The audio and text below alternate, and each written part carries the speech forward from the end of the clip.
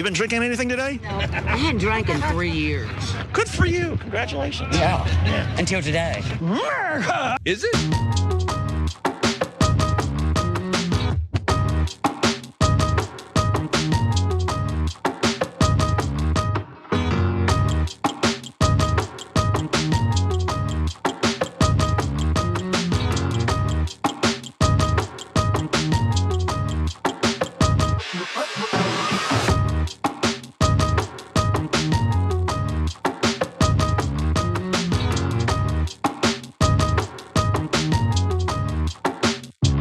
There are some problems here, big time. You know, not good.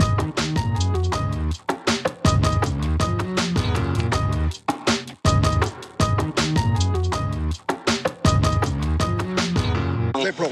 Thank you. Okay. Free speech.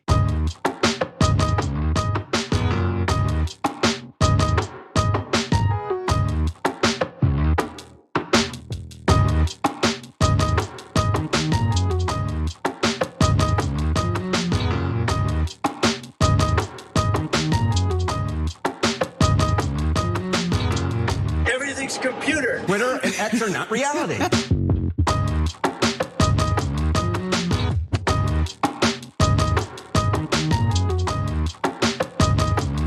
How low can you go? Well, stand your butt up then. You stand your butt up. Let's see how Earth responds to that.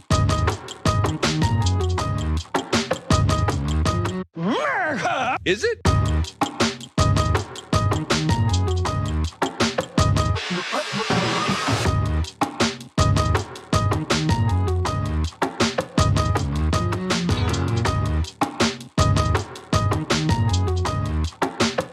Smash it.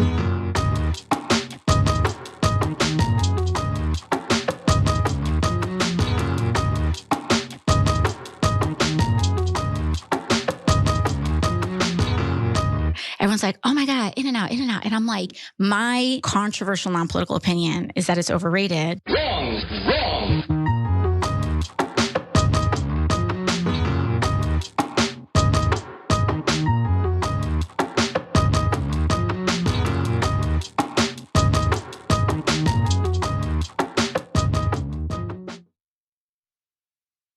You're smoking some of the best dope God ever put breath in. Thank God it's Friday!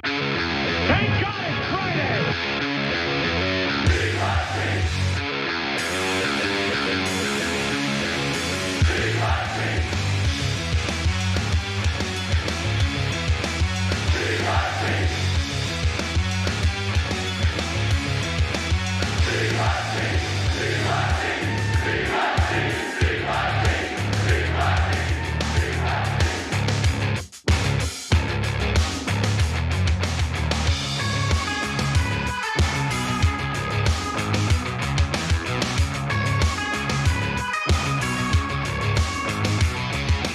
All right, welcome to the Young Turks. Jake John Idarola with you guys. Huge show today. So we've got the Republicans going after Ambassador Mike Huckabee. So, well, not really Republicans, right-wingers. There's a big difference these days. Republican politicians work for Israel, right-wingers these days do not. And they are convinced that Huckabee does. And they're correct. In fact, I did a poll on that. I'll tell you about that in a little bit as well. Even Steve Bannon tearing into him, although I don't trust him, of course. Then Zoran goes to meet Donald Trump at the White House. We got that for you, obviously. Anna takes on Alan Dershowitz and Josh Hammer at the same time, and I feel terrible for them. I said it's not going to end well for them. So we've got so much stories here, and yes, another enormous link between Jeffrey Epstein and Finland. Just kidding, Israel. Okay, John. Okay, let's start off the show with something we knew was going to happen. We didn't know how much of it we would see, but it ended up being way more interesting than even we might have expected. Let's take a look. He asked about your comment calling the president a fascist, and your answer was, well, President Trump and I have been clear about our positions and our views. Are you affirming that you think President Trump is a fascist? I've spoken about. That's okay. You can just say yes. Okay. All right. Okay. It's easier. It's easier than explaining it. I don't mind. That's weird. That, of course, is Zoran Mamdani, the incoming mayor of New York, with Donald Trump. They're meeting up, and I think most people expected it would be like really contentious, and certainly the questions were. I mean, a tough question to Zoran Mamdani: do you stand by your labeling Donald Trump as a fascist? And he jumps in to help out Zoran Mamdani. That's strange. Yeah, no. This was actually one of the finer hours for Donald Trump. So press tried to get them to fight a couple of times. Mamdani did a great job of deflection. You'll see it in a second. But Trump did an even better job of going, no, we're not going to fight. It was kind of amazing. And after you see all the videos of it, and you'll see what I'm talking about, it was one tough question that Mamdani had. Then I want you to vote on the poll on tyt.com.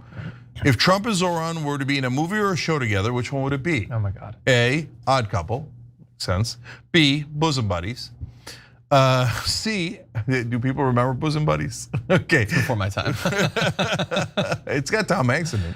Perfect Strangers is what I would go for. And cross-dressing, but anyway.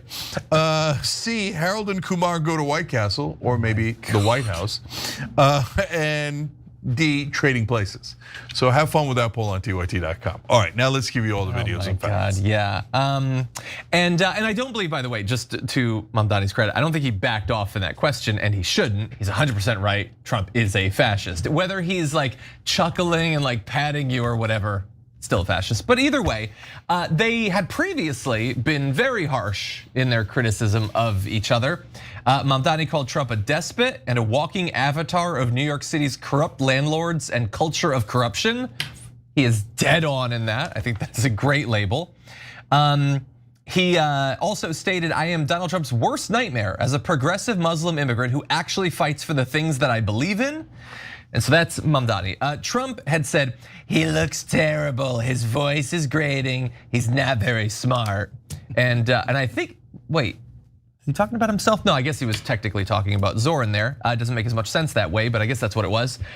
And he had also said, it is my strong conviction that New York City will be a complete and total economic and social disaster should Mamdani win. And so that's the sort of thing that a lot of right-wingers were saying over and over and over and over again. And Trump certainly got in on that up until today. Today, he had kind of a different way of talking about the future of New York.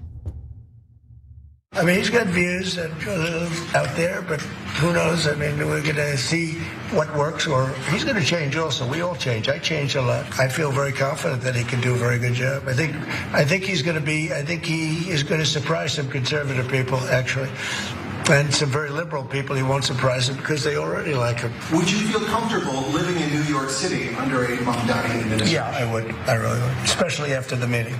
Absolutely. What makes you comfortable? We agree on a lot more than I would have thought. I think I want him to do a great job. Mr. President, Republican Elise Stefanik has campaigned multiple times by calling Zoran Mamdani a jihadist. Do you think you're standing next to a jihadist right now in the Oval Office? No, I don't, but she's out there campaigning, and you say things sometimes in a campaign. I met with a man who's a very rational person.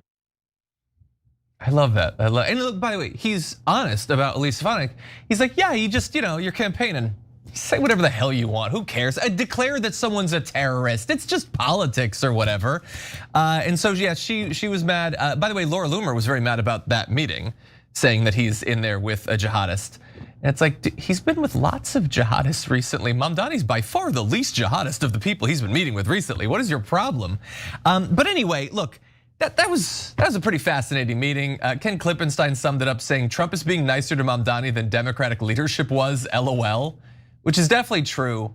My theory, Cenk, I'm curious if you agree, is I think he has now absorbed that Mamdani is genuinely very popular. I think he has seen the affordability thing break through. He tried to like dust it off, laugh it off, and now he's trying to claim that he's the one that's for affordability. I think he's actually charmed by Mamdani, who is a charming guy, and partially I think he wants to get some of the shine, I think. What do you think? Yeah, I think it was one of Trump's finer hours because, and I get the way that Trump acts. So he fights, and to your point about, it's just a campaign. You tell people that Haitians eat cats and dogs. It's a lie, but it's a way to get people to hate Haitian immigrants. It's just a campaign. Nah, you're not supposed to do that. right? But does Trump do that all the time? Yes. But the good news out of that, that's the bad news. The good news out of that is that once the fight is over, Trump is pretty good at reconciliation. So if you were skeptical about that, you certainly saw it today. There's still another tough question coming up for Mamdani, but I thought it was a fair question. And Trump from time to time stepped in, defended Mamdani. Not time to time for actually most of it. I mean, you've already seen a couple of pretty spectacular examples of it. And so, look, there's so much I want to talk about. So number one, on the stuff that they kept going back to, is he a fascist, right? So, look, I think that there's a spectrum of words: authoritarian, then fascist, then Nazi. Right? So I've never gone to Nazi. Nazi is very particular. It involves killing about 13 million people, et cetera, or some sort of genocide, Holocaust, et cetera. I've never gone there with Trump because I don't think that's fair. I think that's the end of the road, right? So I have said fascist before, and then it becomes the question of what is a fascist versus an authoritarian? Does Donald Trump have authoritarian tendencies? Look, I think in the rational world that is inarguable, right? So, and we just saw it yesterday. These Democratic senators and congressmen made a video about me saying don't follow an illegal order. That's it, call for death. What is that? Okay, I'm gonna roll out the military into the streets. I'm gonna make sure that they're not wearing badges en masse when it's ICE. Just every instinct he has, including literally saying after he lost the 2020 election, we should terminate the Constitution, is these huge, obvious, unmistakable authoritarian tendencies, right? Now, if you want to get, your feelings hurt by the word fascist and you don't like it, okay, fine. I don't really care. I don't care what it's called. I care that he not go in an authoritarian direction, right? Or you're in the camp of, no, you have to call him fascist, otherwise my feelings are gonna get hurt. Fine, either way, I don't really care. I care about the results. And the things that he does in office that deeply concern me is when he ignores the Constitution, he ignores the laws, he kills people in boats without even knowing their names, without any due process. That is a massive violation of our Constitution and of international law. So you could call it whatever name you want, but that is a deeply problematic issue for Trump. The number one problematic issue. Okay, now, but he does have moments where he goes, bygones be bygones, right? Here's the most spectacular case of it. It's not Mamdani, it's his own vice president, JD Vance. Because Mamdani never called him Nazi. I don't even know if he's called him fascist, but and he certainly never called him Hitler, but Trump's vice president did. He called Trump America's Hitler. And Trump's like, whatever, who cares? You want to be vice president? So he's good at that. He is. So that doesn't mean you like the other things about Trump. You can be honest about different parts, right? And you don't have to love Zoran's economic policies to say, hey, you know what? He's got a good point about F the status quo, F the establishment. Let's go for change. Maybe I don't like the kind of change Zoran's giving, right? And I don't like the things he said about Trump. I don't like the things he said about X, Y, or Z. But the prices are out of control in New York. And he wants to have a run at affordability, and I care about affordability. So that is how you begin to bring people together, no matter what terrible things they've said about each other in the past. And this was just really, I'm not trying to oversell it. My sense of it was this was a pretty spectacular example of it from both sides, from Trump and Mamdani. But since Trump is the president and known for ripping people's faces off, him coming in to rescue Mamdani a couple times, going, who cares if he calls me a fascist? And John, the other thing is, he's legendary for being thin-skinned, right? Yeah. And here he wasn't. So it was like, part of the reason I'm giving him so much credit is one, I think he really did earn it. Two, I'm kind of stunned by it. Yeah, he is very thin-skinned. Yeah, he can reconcile, especially with like some Republicans, like you pointed out what Vance said about him. He had briefly, I don't know if he's still reconciled with DeSantis, but he had reconciled. DeSantis had said some things about him, had challenged him and all that. And that's definitely true. There are definitely cases in which he's not very good at, once the fight is over, just ending it like, 2020. He couldn't just move on from that exactly. I wish he could have reconciled that a little bit easier, but yeah, it was interesting. They're now saying that they're going to work together, which is definitely, I guess, better for New York than Trump rejecting all federal funding to the city because he doesn't like the guy that got elected mayor. That would have been the authoritarian direction that you're talking about. I think it would be way too early to think that Mamdani had given him some indication that he's not gonna go as far as he indicated that he would or something. We have to see. I want Mamdani to continue to do what he said he was going to do, and I hope that he will. It's still very early days. So early that like even as we were playing our B-roll and they're showing like shots of his like campaign literature, it's still a shock that he won. It's wild that he is going to be the mayor. But anyway, while- Sorry, I'm gonna interrupt one more time because I forgot to mention the jihadist line, right? So look, there's Laura Loomer, unsurprisingly, oh, he's Muslim, so he's a jihadist. Not remotely true, not within a million miles of true, deeply anti-Muslim thing to say. I don't love the word Islamophobe. I don't think people are like that scared. They're just more hate Muslims than are afraid of them, but like Laura Loomer despises Muslims, and then she'll always cry about anti-Semitism. Like it's, oh, you said something that it could be a dog whistle, could be a cat whistle, a parakeet whistle, I don't know, but that your life should be ruined over it. I despise all Muslims; they're all jihadists, and I'm going to smear all of them. It's wild. I mean, do you not see it? And what's amazing is for her and Israel First. They're like, yeah, we see it, who cares? In fact, we're trying to smear Muslims so you don't hate us, you hate them instead. And when our beloved Israel kills them, you don't mind, right? So I want you to understand what a deep racist pile of dung Laura Loomer is, and all the people going in that direction. And once again, Donald Trump did not go in that direction. Yeah. Right, yeah. Which you're right. It's a little bit harder for him to do it after he had an actual jihadist play basketball in the White House a couple of days ago and sprayed him with cologne and stuff. So, but that guy, former Al Qaeda, now supported by Turkey and Israel, so we're good with it. Exactly, yeah. And Donald Trump doesn't. Donald Trump, I don't think really cares about ideology really at all, ever. He doesn't care about any of this stuff. So much of the stuff that the right or MAGA gets so worked up over, I don't genuinely think Donald Trump cares at all. I don't think he's sitting at home stewing about DEI. I gotta do something about DEI. He doesn't care about that. He wants to make money. It's about corruption and power in the abstract. He doesn't care about that stuff. If he thinks that he can work with a guy who used to be an Al Qaeda, if he thinks that MBS, yeah, sure, MBS chops people up or whatever, but he's gonna let me make a golf course in Saudi Arabia. He doesn't care, the ideology is irrelevant. It's all business opportunities. But while in the Oval Office, Donald Trump was way friendlier than expected with Zoran Mamdani. Of course, there was media that didn't want it to be as friendly. They wanted to get in a good moment. And so for some reason, in this press conference, which is supposed to have journalists or whatever, they had Jack Posobiec there for some reason, a right-wing influencer, and he was trying to have some sort of moment with Mamdani. Take a look. I want to know, one of the policies as well that Mayor-elect Mamdani talked a number of times about on the campaign was shifting the tax burden for property taxes from what he called minority communities to white-based communities and putting more taxes on white people. I also noticed that in your acceptance speech you didn't mention anything about America or Christians or white people in general, and so I didn't know if that was one of the policies that you guys had spoken about.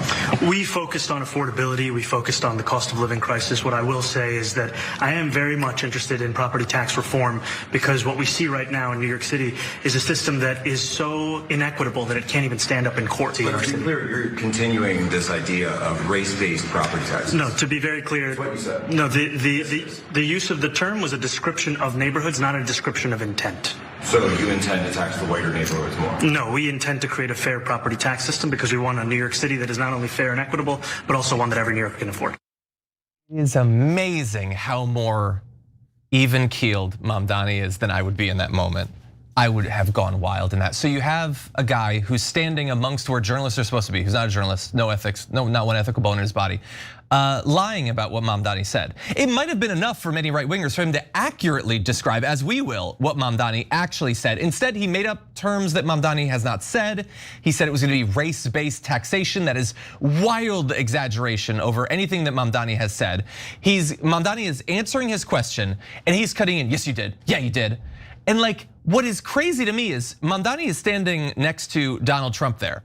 Mamdani is being peppered by some influencer hack, obviously biased questions intended to create a viral moment. He's interrupting him, and Mamdani is so damn presidential. It's like Barack Obama standing right there. Meanwhile, Donald Trump is asked on his plane, super relevant question, and he melts down. Quiet, piggy, he yells because a woman dares to ask him newsworthy questions. And so you have those two politicians standing next to each other with very different levels of expectations and very different abilities to not get triggered and just melt down when they don't like something that they're being asked of. In any event, and here's maybe an opportunity for that guy, that influencer, to actually learn what Mamdani really said. So he had this homeowner policy memo where he said the administration will shift the tax burden from overtaxed homeowners in the outer boroughs to more expensive homes in richer and whiter neighborhoods. So you can say maybe he shouldn't have had the word whiter there at all. It's undoubtedly demographically correct. But he's not saying we're gonna take the tax burden off of people of color and put it on white people. He didn't say it's gonna be race-based taxation. He said we're gonna move it away from some of the areas that are lower class and move it to these richer and whiter neighborhoods. Which again, like if he had just read that, MAGA would have melted down. The word white is there, it's being said by a guy who's not white, that would have been enough, but it wasn't enough for him. He had to juice it up in a dishonest way. Yeah, I hear you, but I'm so used to Posobiec's dishonesty and unfairness. He's the author of Pizzagate, right? That I thought it was a relatively normal question coming from him. So why? Because that comment does exist, the one that John just read you originally from Mamdani. And I remember covering it and saying, I really wish he hadn't said whiter. Like there's no need for the white description, right? But Mamdani handled it really well by saying that it was a description and not intent. So what he means by that is, it was a description of those neighborhoods that exist, whether we like it or not, they are richer and whiter, right? But not intent as in, I intend to go after whiter neighborhoods, right? No, they just happen to be whiter. That's not the important part. The rich is the important part because then you want to pay appropriate amount of taxes. It's not about punishment, just proportionate, right? And so I think that the putting white there was a distraction and he didn't need it, and it bothered me that he did it. I'm not at all surprised that a conservative would ask him about that. I would be shocked if somebody didn't ask him about that, right? He handled it pretty well. I thought the only part where Posobiec was too dishonest, like I expect the bad framing, I expect this the intentionally wrong framing on that question. But then when he comes back and says, "Oh, so you intend for it to be whiter neighbors?" No, he said the exact opposite. Right. Well, he also invented race-based taxation. That's nothing. That's nowhere. He just invented as if he said that. And also, I think with that performance you just saw from him there, I think is a great summation of what the purpose of people like that is, what effect they're supposed to have on politics, how they're supposed to influence politics. Because let's get to intent. So we read you that line. Jack Posobiec wants you to believe they're going after white people. Well, you don't have to make up an intent. Zoran Mamdani in the memo says what the purpose of this is and why the policy needs to be changed. It's not an arbitrary thing where we want to take down taxes here and put them here. He explains why. He says the property tax system is under the current status quo unbalanced because assessment levels are artificially capped. So homeowners in expensive neighborhoods pay less than their fair share. It's like the payroll contribution to Social Security. We just decided, because rich people buy politicians, we're only gonna pay up to a certain amount. We're not gonna pay on the full value. If you don't have a lot of money or if you have a house that's of a moderate amount, you'll pay on the entire thing. But I'm a rich person, I don't wanna pay on the entire thing, so I'm gonna cap it. And he's saying, why don't we make it fair and equitable and uncap it on the wealthy? And that's where an influencer like Jack Posobiec comes in. He takes something that is inherently about fixing a class-based rigging of the system that currently is here and says, no, don't worry about that. I'm gonna protect the rich by pretending this is a race thing. So I'm gonna continue to allow, my goal is for rich people to continue to get away without paying their fair share. And then meanwhile, I'm gonna get poor white people to be angry, to be PO'd because they think something racist is happening against them. That is the point of so much right-wing media, and you just saw it in demonstration in the Oval Office right there.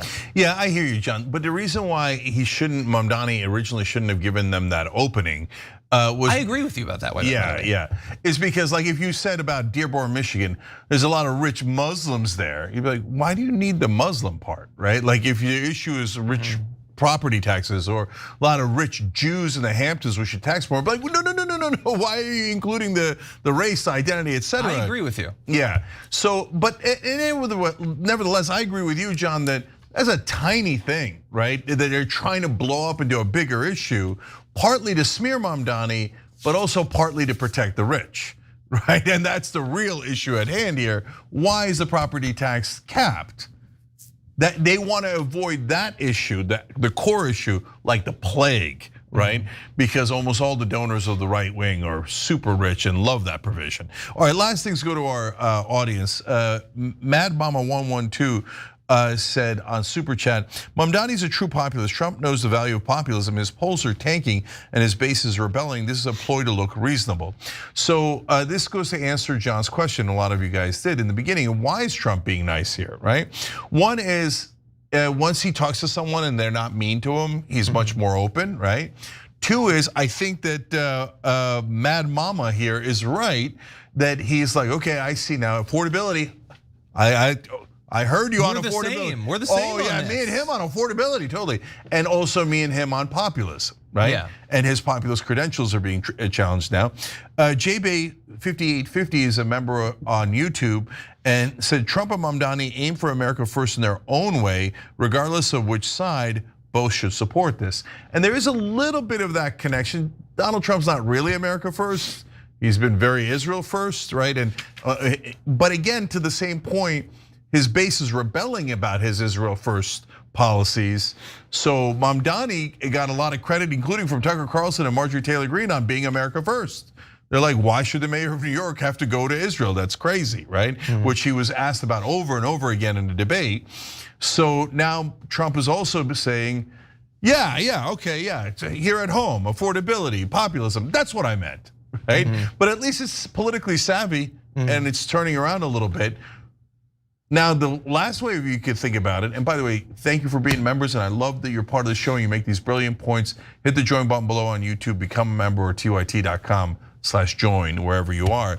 But I think the last way you could look at it, which is enormously positive, and all of these things are true, is that Zoran Mamdani was so good at this that he went and charmed Trump without agreeing with him on anything, without switching any of his positions, and got Trump to seem to be agreeing with him rather than vice versa.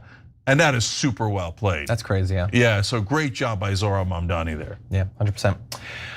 Well, I think that's where the good news kind of ends for this block at the very least. We got to get into some more traitorous actions, some really weird and suspicious actions by elected officials after this.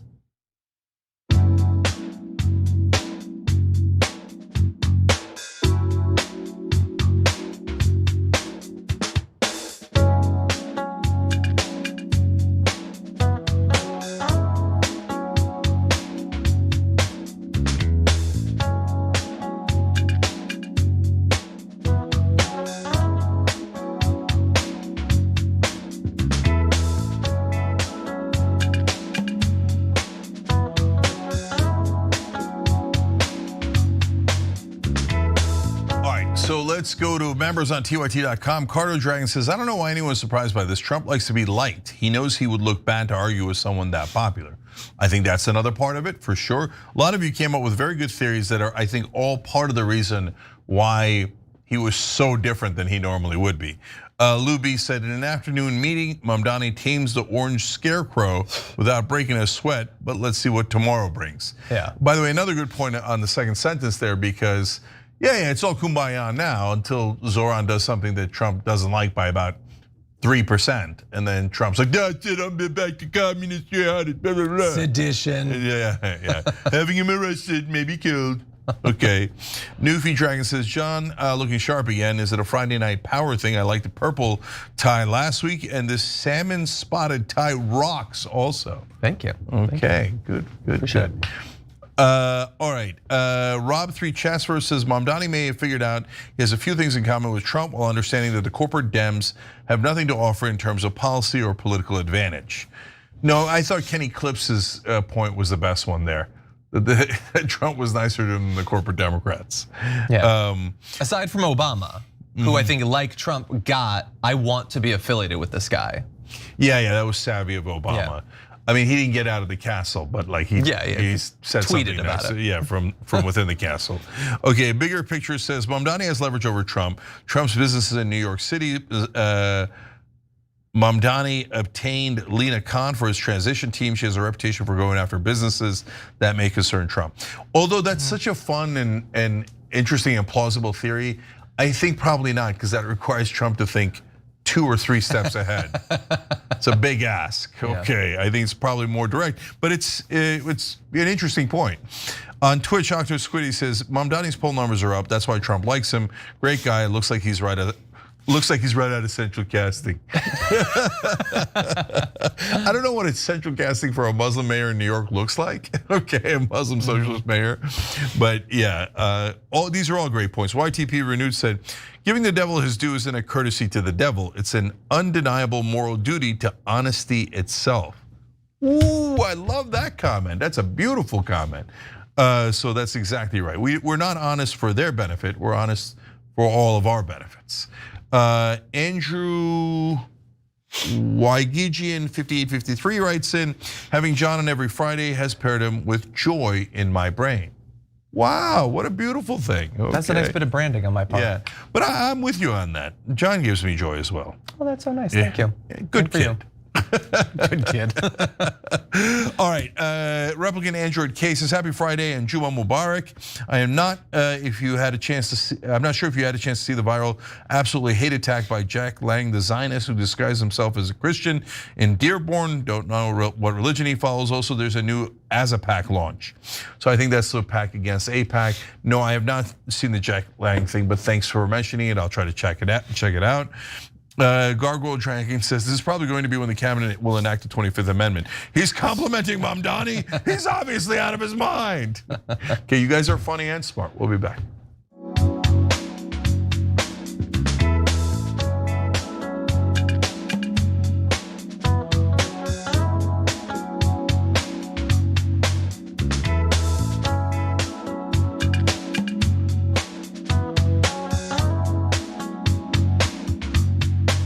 All right, back on TYT, Jake and John with you guys, but also with it, Gal, who sent in 5 Young Turks memberships on YouTube. You're kind of awesome. We love you for that. We appreciate it. John. Okay, let's jump into what I am assuming will be one of Jenk's favorite stories of the day, starting with this.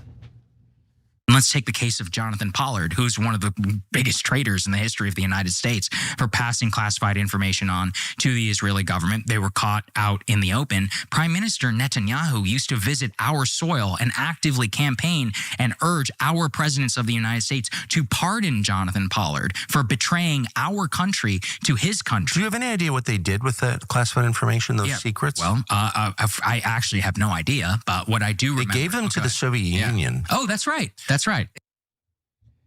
So that's part of a conversation that happened in July of this year. Obviously, Tucker Carlson and Sagaran Jetty talking about Jonathan Pollard, as they said, one of the most notorious, at least in the last 50 or so years, traitors to America who spied on our country to hand over huge quantities of information to Israel that then ended up even going to other countries, other rivals and enemies of ours.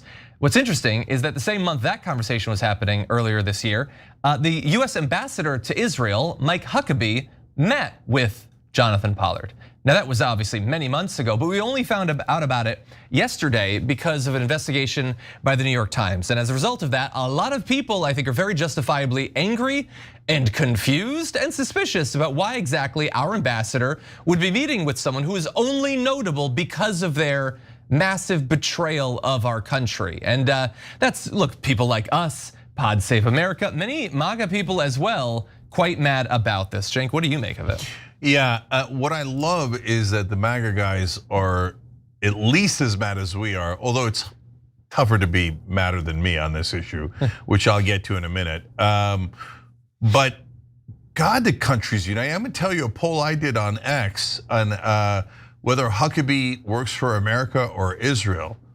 The result is a little bit stunning, and even Bannon's going to get into the picture here. But I don't see a single person defending Huckabee, and you'd really have to be out of your mind to defend meeting with this traitor. One last thing that you guys need to look out for in this story is how much Pollard hates Trump. And that's why Huckabee meeting with him is even stranger. Very suspicious. And I'm sure there's a few people defending him. I'm sure Laura Loomer's got a tweet or whatever. I didn't check because why would I? But yeah, it's very suspicious. There are a couple of specific things too that are also suspicious. Supposedly, this meeting happened behind the back of the Trump administration, getting to that weird loyalty question that you raised there, as well as the CIA. I mean, the guy stole our secrets, and you're going out there while purporting to represent us. You don't tell your administration, who famously desires absolute loyalty. You also don't tell the CIA, as you talk about a guy who helped to betray the CIA. So they didn't know about it. And as you said, Pollard apparently doesn't even like Donald Trump or his administration. So here is what Pollard told the New York Times this week. He said he did not regret spying for Israel, lest you believe he had turned a new leaf or something, claiming that the US had cut Israel out of intelligence sharing, and he castigated Trump, calling him a madman who has literally sold us down the drain for Saudi gold. So, even a broken clock is right every once in a while. But he was so mad at the fact that we had cut them out of intelligence sharing that he decided his loyalties lay not with us, but with them. And he does not regret that literally at all. And yesterday he did an interview with an Israeli news outlet and said this. He said that he believed someone within the CIA stationed at the US Embassy in Israel leaked information about the meeting to the media in an effort to discredit the ambassador and have him removed from his post, saying, "I think the people behind this are anti-Israel elements within the Trump administration." Now look, obviously I am generally more favorable towards leaks than a lot of other people, right-wingers and stuff like that. But in this particular case, yeah, they should leak it. If the ambassador is having secret surreptitious meetings with traitors to our country, and he's not gonna tell us about it. Obviously, Mike Huckabee had months now that he could have revealed if he did. If he had a good reason to do this, that was beneficial to America, that was America first, or even America second or third or fourth, he could have told that story for months now. He chose not to do it. And so we're not happy about this. Some conservatives also not. Jack Posobiec, second appearance of the show today, says Jonathan Pollard is a traitor. Obviously, Cernovich says there is no universe where it's appropriate for Mike Huckabee, who is supposed to be our ambassador and serve our country's interest, is meeting with Jonathan Pollard, who to this day encourages spying on the US. Tucker Carlson says, this is shocking behavior from the United States ambassador. Is Huckabee going to explain it? And Steve Bannon said, immediately recall Ambassador Huckabee, he is out of control. And I think Steve Bannon is right there. I am surprised to see him tweeting about this. He'd seemed too busy for social media over the last week or so, not wanting to say anything about the weird revelations about him and Jeffrey Epstein. But I guess he had time to talk about this. And that is good, because he's right. It's super suspicious. And it's making me wonder, could Mike Huckabee be one of the first high-profile ejectees from the Trump administration? Yeah. If he isn't, it's super weird. So there's so many things to break down here. I think Tucker Carlson is the first domino usually, and Steve Bannon is the last domino. If it got to Steve Bannon denouncing something relating to Israel, that means Bannon has read the room and realized there's no way of winning this fight. So we might as well appear to be on the populist side and the America First side here. Why do I say that? He immediately had two people that he proposed instead of Huckabee. So I was about to give him credit online, and then he says, we got to get rid of Huckabee immediately. I'm like, all right, attaboy. And then he's like, yeah, and then he's like, and name two people, including one guy who runs Breitbart. Totally Israel First guys. And I'm like, oh, so you're gonna replace one Israel First guy with two other possibilities who are also Israel First. What's the point? Right? So it's like, so Bannon is not to be trusted here. And the friendship he had with Epstein, and he's hiding the tapes. But he's an important person to watch, because if he concedes, that means he thinks it's over. We have no chance of winning this argument. Yeah. You might as well concede and look like you're on the right side. He seems to have a better day-to-day read of what his audience, like if he has a talent, it is like a lot of these people, it's knowing what his audience wants to be told and telling them that. Yeah, for sure. So now, a lot of things here. Number one, New York Times. I'm constantly bashing mainstream media, as you all know, but great job here. Wonderful reporting. We always give credit where credit is due. Number two, so when Pollard said that part about the Saudi gold, John said he's at least right about that. That's true, but the earlier part of that sentence is not true, that Trump has sold Israel down the drain, right? No, Trump has done everything that Israel wants, but for Israel diehards, nothing is ever enough? Why are they now livid at Trump and starting to attack him? Mark Levin, who the whole time when Trump agreed with Israel, he's like, that's it. MAGA is what Trump is. And if Tucker or Roger Daly Green disagree, then they're not MAGA. They're not America. Right? And then so Trump's like, oh, I'm going to do a giant arms deal with Saudi Arabia. He's like, Trump is terrible. How's he doing? Right? What happened? I thought he was MAGA American first. Anyway, so, and of course, Mark Levin's stepson gets into this picture because he's in our embassy in Israel. He arranged this meeting. So, like, they're like, oh, we have this wonderful traitor you should meet. I don't know why. I guess, did Huckabee want to meet another traitor? I don't know. Right, like, so, and look, that Milstein, who's the stepson, David Milstein, Mark Levin, Mike Huckabee, overwhelmingly obvious that their number one concern, number 1 through 100 is Israel. If America's 101, I'd be surprised, okay? So, and they love to say like, that's a Trump, no loyalty Trump. No, we're not saying it about all Jews, not even close, not even within anywhere near close. No, we're saying it about you, right? We're saying about Mark Levin, we're saying about Milstein, and we're saying about Mike Huckabee. Oh, by the way, Mike Huckabee, not Jewish. Yeah. So you can be Israel first, you could be a traitor, etc., having nothing to do with your religion, okay? So now, third thing is, look, Pollard it's so bipartisan and it drives me crazy. Obama let him out on parole. Why? Because the entire time Israel's like, you gotta let him out, you gotta let him out. Why would I listen to you? You're the mother effers who spied in on me and you want me to release your spy? Are you mental? What they should have done every time Israel asked for that and go, that's it, meeting's over, get the hell out of my White House. Get the hell out of my office. And don't darken my doorstep again. What do you mean I should let out the traitor who betrayed me for you? What am I, am I a fool? Am I a servant? Who the hell do you think you are to ask me to release the guy who betrayed me and us for you? The gall of that, right?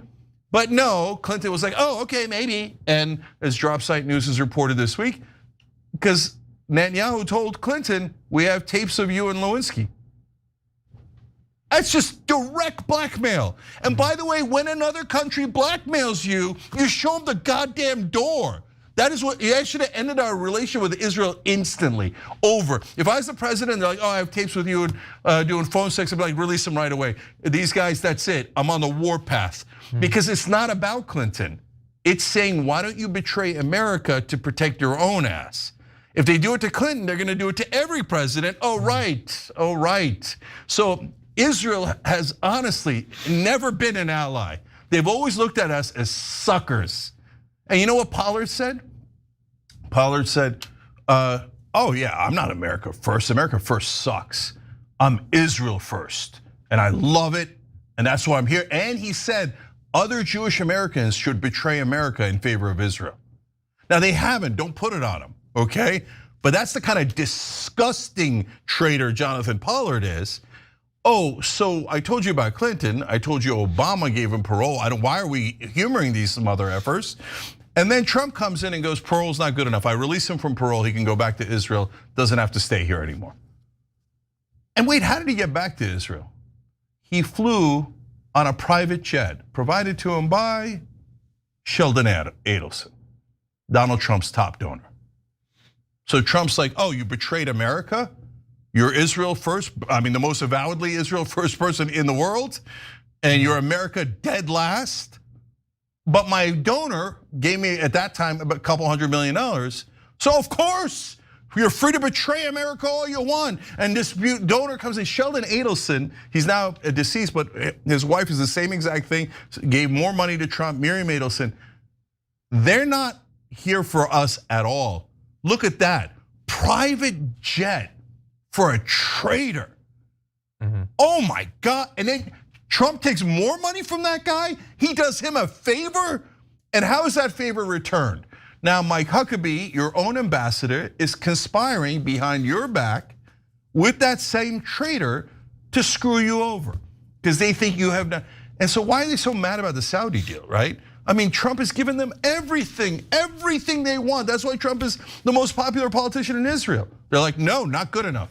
Our greed is endless, endless. No, we want to be able to bomb Qatar and Saudi Arabia anytime we want, and we don't want anyone else in the Middle East to have a military. We feel threatened. We feel threatened. No, if they have no militaries, we have leverage and we get to use it to crush them and to crush the Palestinians, and no one can defend them. Then we steal more of their land and more of their land. How dare you give these Muslims any weapons or anything, right? I don't know a government more racist than the Israeli government. Deeply, deeply racist, bigoted, and those guys are actually fascist and indisputable. So finally, Pollard sells us out.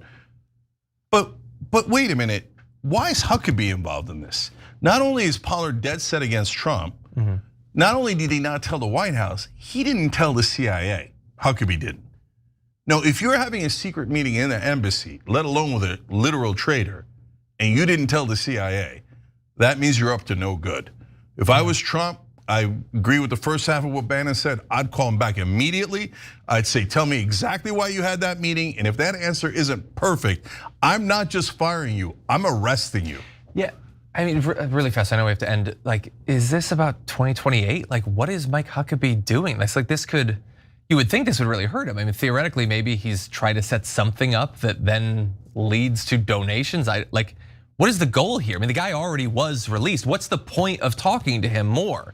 He doesn't, it's not like he still has access to take more documents. Like, what would be I don't understand the purpose. No, the cover story of Huckabee is, I'm a religious zealot and my religion says that all Christians should serve Israel. No, I get that, but why him specifically? Why Pollard specifically? Like, I get him going there and meeting with the government or whatever, but what utility does that former spy have at this point?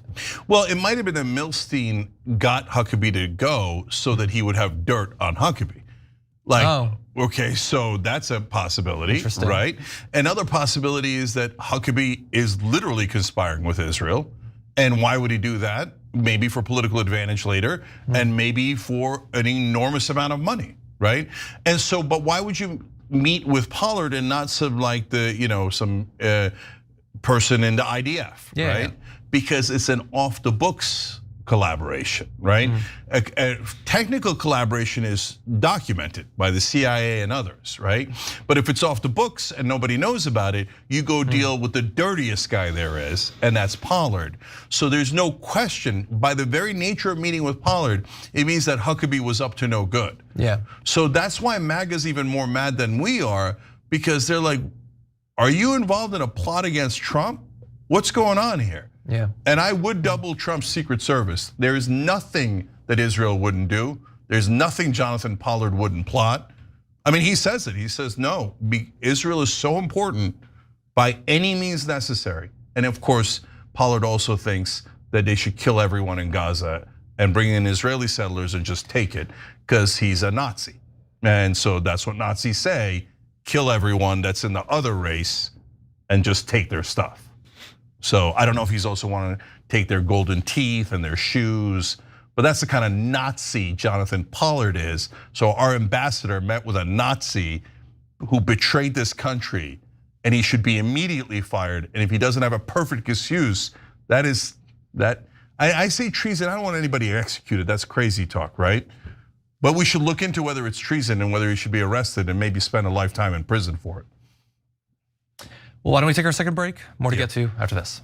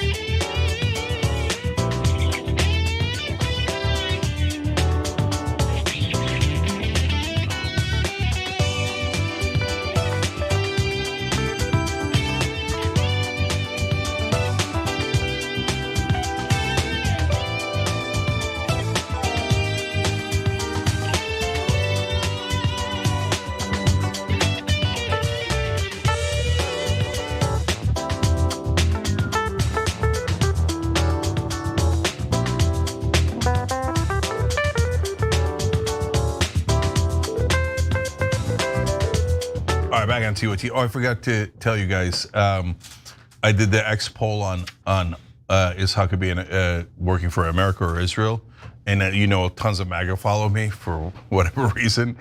It came in 92-8 Israel. So they're done with him. They despise him. And by the way, every one of those polls come, like not every one of them, it depends on if sometimes those polls are invaded or whatever, right? But if you just do a normal poll on my account on anything like that, it always comes out 92-8. It's the 8% is the Israeli bots and trolls who are like, no, I think it makes sense to meet with a traitor. And that's if you're a real American, you would love to work with someone who betrays America, obviously, right? And the other 92% come the other way. All right, they got to buy more bots. Yeah, that's right. They're running out of bots. Tony Huppel writes in, much love from Seattle. I enjoy Cenk's 2 cents immensely and the graphics of Cenk on the pennies. There may be a good reason for this, but my OCD distracts me because it's not centered and off to the left. Young Turks. All right, Tony, we'll look into it. I don't know that we'll have a quick fix for you, but thanks for enjoying it. I appreciate it. All right, let's go to YouTube members. Nick Mon 55 says, Cenk's Mark Levin impersonation is on point. Oh, thank you. Appreciate that. With it, Gal says, Cenk and John always spot on. Thank you. You are quite with it. Thank you. Nice. The Zelda Symphony says, holy fork, I was doom scrolling on Facebook and I had ad after ad that was pro-Israel and pro-AIPAC. They're trying hard. Oh yeah, they're on a counteroffensive and they're trying everything. They got the bots, the trolls, they got mainstream media accusing everyone of being an anti-Semite and Jew hater. They're trying to cancel everyone in a panic. And they're running ads everywhere. They're paying the influencers $7,000. We're getting nuked with Hasbara. But the good news is it's barely making a dent. None of it is working. Everybody's like, yeah. We know. Oh yeah, we should all serve Israel. Israel's the greatest ally. Everybody else is a jihadist. Shut up is the general reaction online. The great Mardini 2645 says, it's nice to get 2 slices of Johnny Pie on Fridays. Hard to argue with that. All right, we'll be back.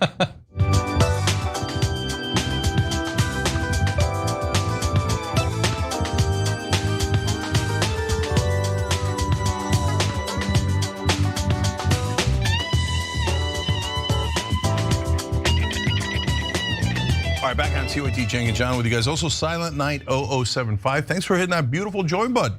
Become an American hero, be part of the Young Turks members. You make this show possible. You get all of our content whenever you want, and you're part of the show. Speaking of which, Brenda Jones read her comment the other day. American hero, gifted 5 memberships on YouTube. Thank you, Brenda. All right, John. Yes, let's turn now to some good news. It's been a tough few days for the president in the polls. Yeah, John Berman, I would say this is probably the worst 10-day period for the president in the polls, his entire second term. That's a shame. But anyway, there is far more to it than just bad polls. They're really bad. They're also specifically bad amongst one demographic that we'll turn to in a bit. But first, here is Harry Enton to explain.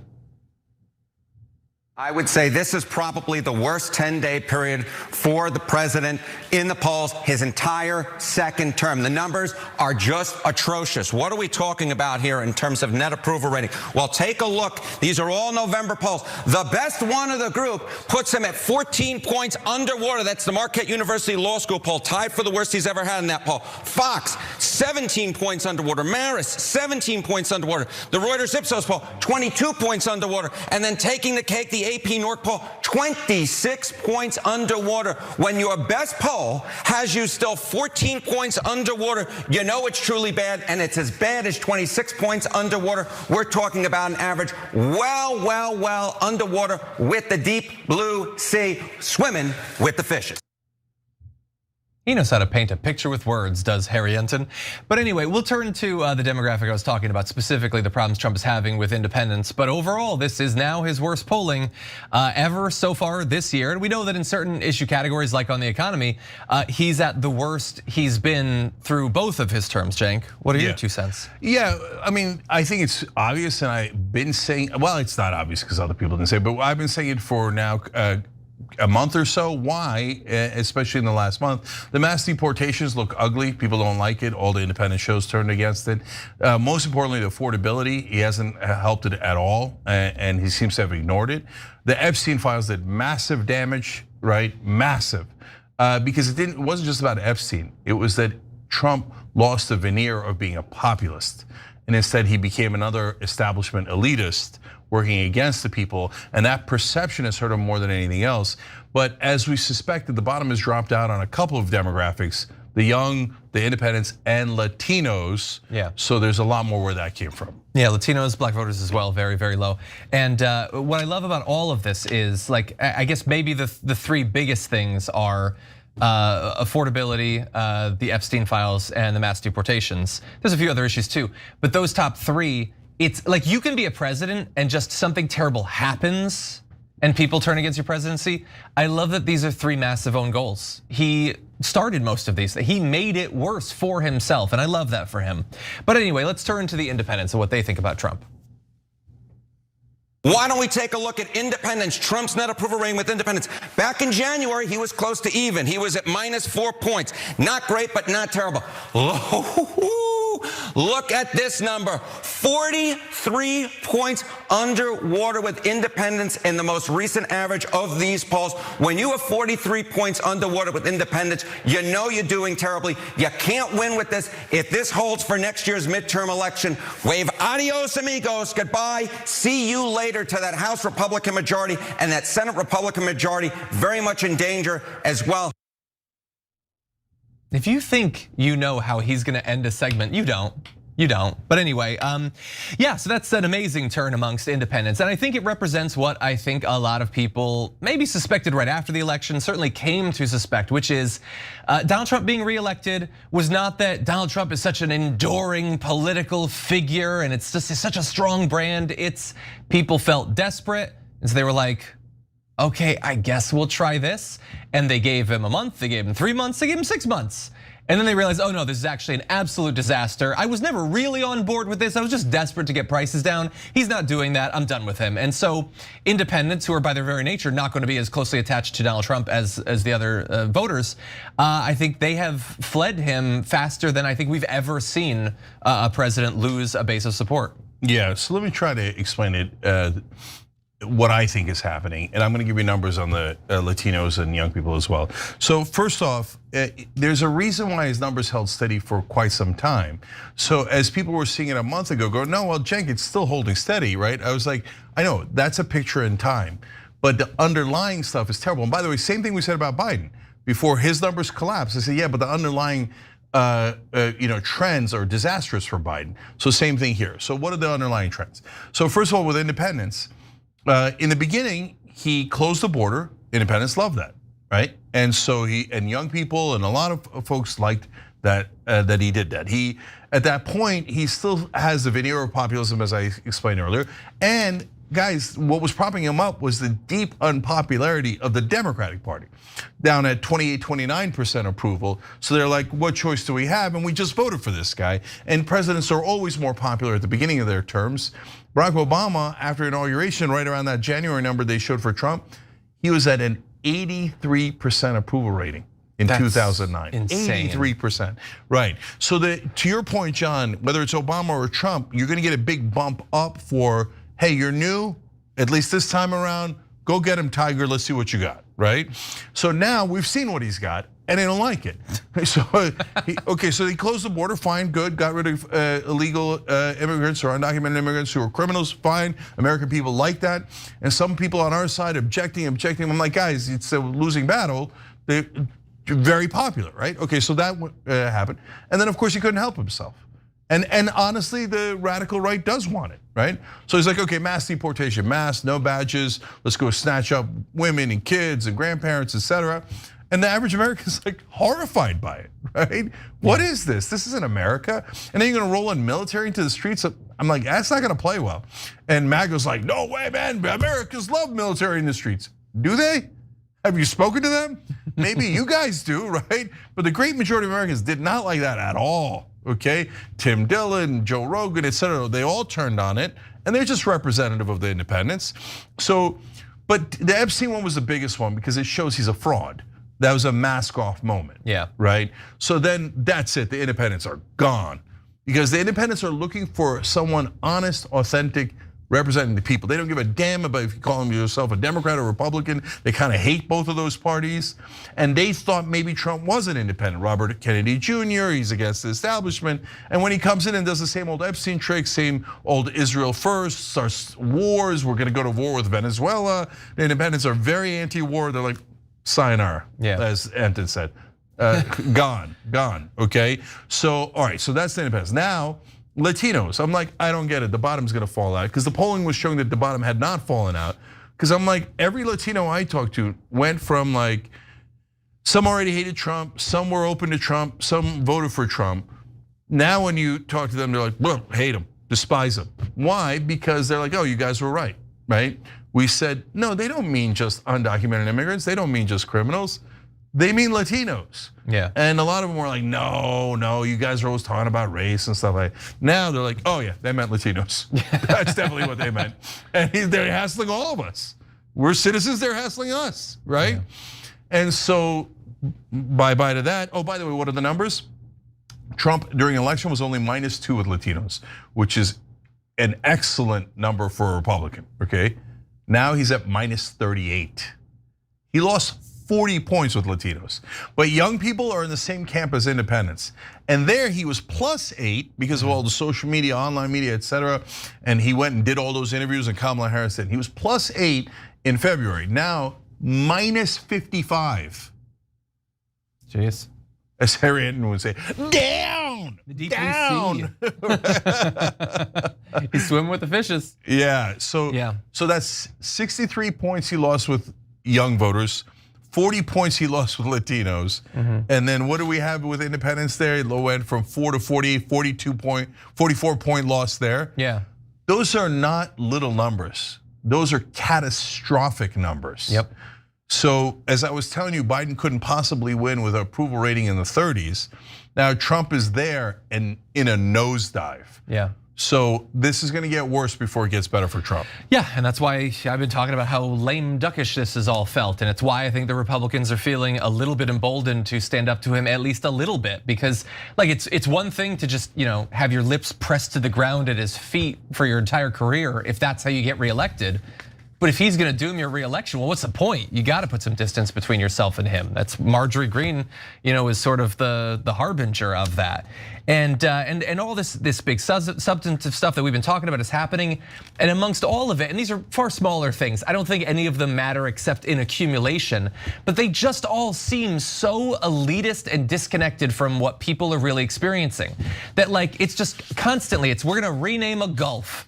We want the Department of War. We're gonna build a ballroom. Here's my new bathroom. It's like people are suffering.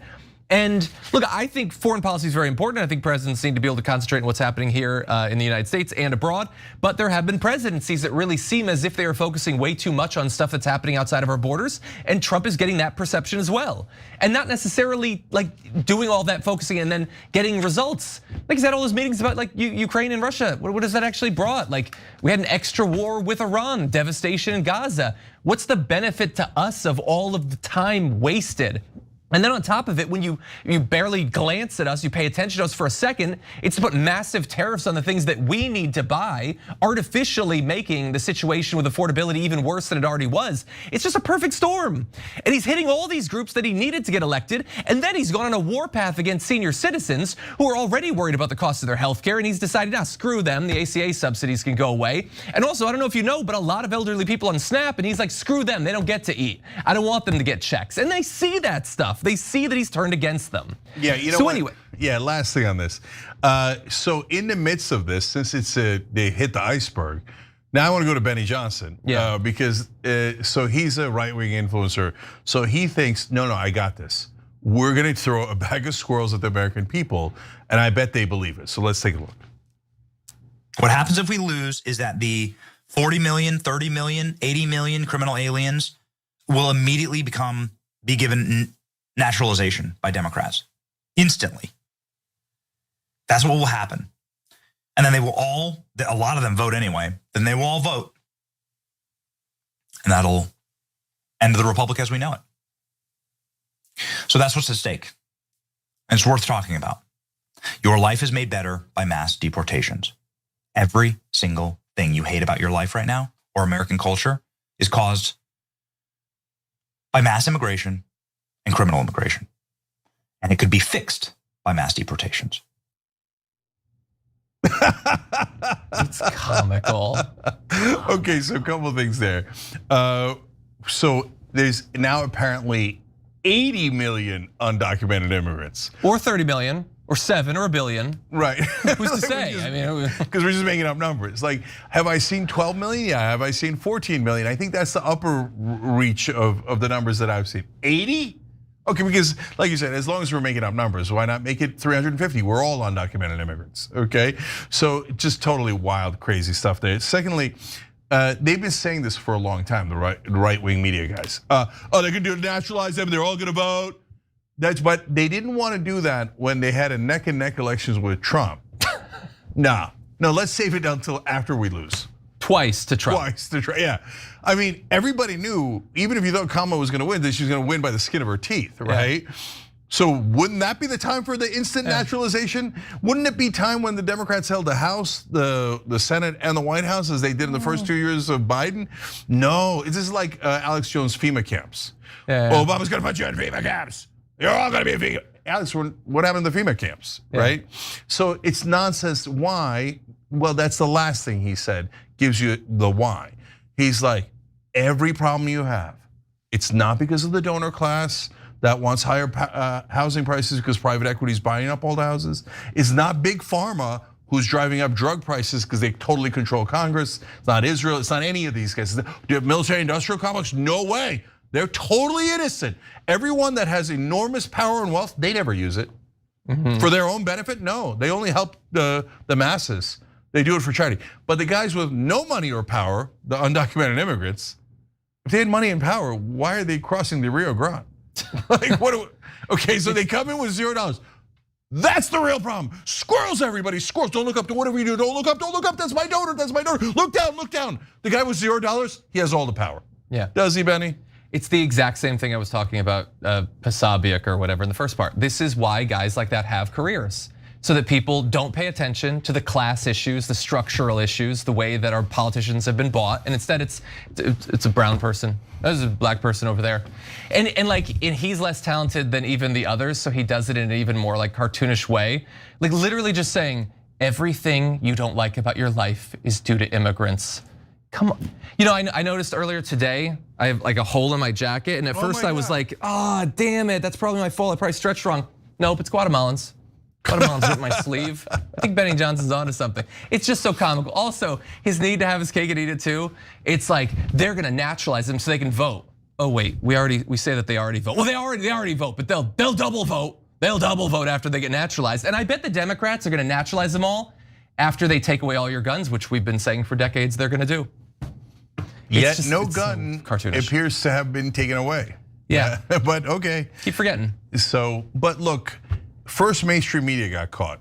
I think what's gonna happen next is that a lot of the liars in online media are gonna start to get caught by their own base. It happened to Ben Shapiro.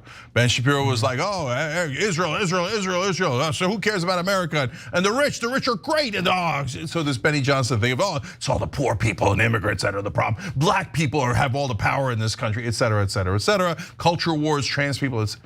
And then eventually his audience was like, wait, why do we have to support Israel over America? That doesn't seem right. Like I heard from someone else that we don't have to support Israel and that special ally is not a magic word, right, phrase. And so now Ben has lost a huge chunk of his audience. I think it's gonna happen on non-Israel issues where people go, Benny, you really think all of my problems, including drug prices, are because of undocumented immigrants?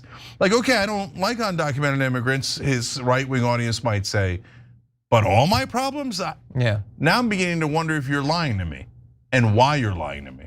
Yeah, right? And who's paying you to lie to me? Yeah, and I mean, Daily Wire 101. Well, in that case, we know who's paid him to lie in the past. Yeah, well, because if you don't know, real quick, last thing, Daily Wire got started as an example.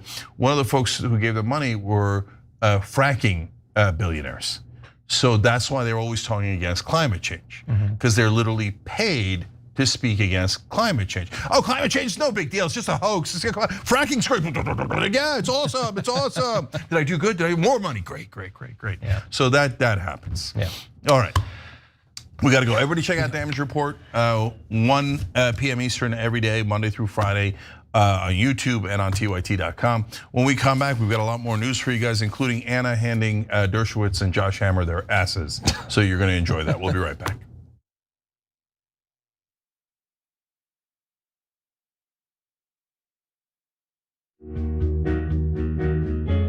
Our audience has given us everything, so we couldn't be more connected. When we first started, people would start giving us directions and say, okay, the mics are too large, move them.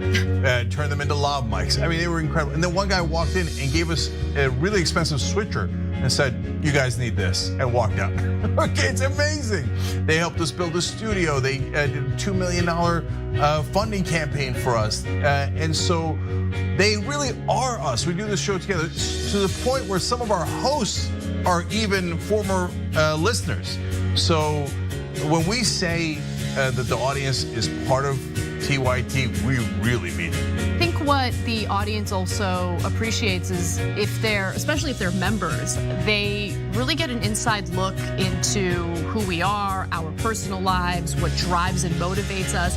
It goes beyond just storytelling. I think that what we do is allow our viewers and our listeners into our daily lives, and we give them kind of like this inside look into everything that we're passionate about and why it is that we're doing what we're doing, right? Like the motivation behind what we're doing, I think is important for our audience to know, and we're not shy about sharing that with them. And it's different from what people typically see in legacy media outlets where everything is kind of dry and robotic and there's really no personality or authenticity that comes along with it. Oftentimes when we're doing the show, I don't really think of it as me telling them stories. I think of it as us having a mutual respect and conversation with one another. And as I said earlier, I mean, not only do I feel that through the work I do, I'm informing our audience, but they inform me oftentimes as well. You know, they'll pitch stories to us. They'll tell us, you know, a certain perspective or angle to a story that we might have missed. And I love it. You're about to watch some behind the scenes footage of the Young Turks. Ooh. Now these are partial videos. If you want to get all of them, you become a member, go to tyt.com/join, and you'll get all the behind the scenes of me, Anna, John, JR, a little bit reality show like tyt.com/join, and enjoy this. You know what you're seeing behind me? Jersey, hold. Watch me flip this camera. However I flip it. Do I flip it like this? No, I just took a picture. I'm bitsing right now. What? Behind the scenes. Oh, okay. For members? I don't have my face on. She doesn't have her face on, folks. Oh, that's JR's ass right there. You can't take 5 minutes off, can you? No, I can't, Johnny Pie. I said it was live stream, but I was lying. It's not a live stream. It's just for members. Bitsy, this is my cat. You know what his name is? Kiki Cat. Animals are innocent. Control room and the insanity is obviously there. Right now, as you can see, I'm directing or tech directing. I'm so happy to be here. This is what like a Labor Day beard looks like for Cenk. Man, you're a Young Turks viewer if you recognize me like this. Oh, thank you. You are the one person in my life I would love to meet. What's going on, guys? This is a Bitsy or a BTS or behind the scenes with Hassan Piker, AKA Woke Bay. Oh, hi. I didn't see you there. I have finished my show, The Damage Report, and now I get into a really awkward time of the day. When I'm sitting, the control room is right there. So I can see Bart. And this is the Pittsburgh office, by the way. I'll refer to often as the boiler room. You see how it's ripped? Is it super unprofessional to wear that at a business meeting? Or am I like cool rebel? I just finished doing the power panel and I'm fired up. What do you do for TYT? Not a whole lot. If you're frantically tweeting at us that something's broken, thank you, because I'm fixing it. And thank you for being a TYT member. Super last thing, because there's always got to be a super last thing. Oh, that was disastrous. This has been behind the scenes, behind the scenes. I love cows. That's kind of nasty.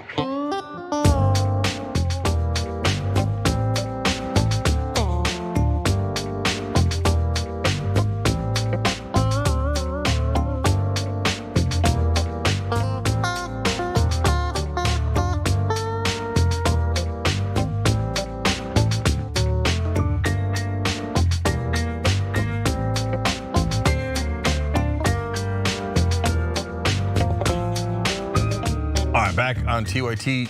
Cenk Uygur, Yasmin Aliyah Khan with you guys. Yaz on Rebel HQ. Check that out. All right, Yaz, we got a lot of news, so hit me. Yeah, we do. Let's just roll the tape on this first story. This is not about partisanship. This is about justice for the survivors, and it's about knowing whether or not we have disgusting pedophiles governing us in the government. You sound just like Joseph McCarthy. We have pedophiles running our government. Okay, we sure. have imposition of authority. That's what Joseph McCarthy did. I have a list of pedophiles who are running America. You are a McCarthyite. You are the worst violator of due process. You are exactly what this country has to be afraid of. Shame on you. This brings me exactly. I would be more afraid of a guy who signs up to be the defense attorney for said pedophile. That was our very own Anna Kasparian, and she went head to head with Jeffrey Epstein's former defense lawyer of all people, Alan Dershowitz. And as you can see there, he accused Anna of being a McCarthyite for wanting to hold powerful men who abuse young girls accountable for their crimes. So we're gonna hear more from the exchange and from Alan Dershowitz, including his smears of Epstein's accusers in just a second. But first, man, you gotta give Anna a lot of credit for what she's doing out there. Yeah, I want you guys to pay attention to a couple of things in the videos we're gonna show you. First, of course, how much Anna kicks their ass, which is hilarious. Two is the excuses that they use over and over again on the Epstein files. So I'm gonna point out the tactics they're using. They say nominally, like, of course, we want the Epstein files released, but, and the buts are the really interesting parts, including that hilarious trick of trying to say that the people who want justice against the pedophiles are actually the bad guys who are being McCarthyite for trying to hold pedophiles accountable. I mean, that was some real twisty twist stuff from Shorty. And then I'll also explain why I called Dershowitz Shorty.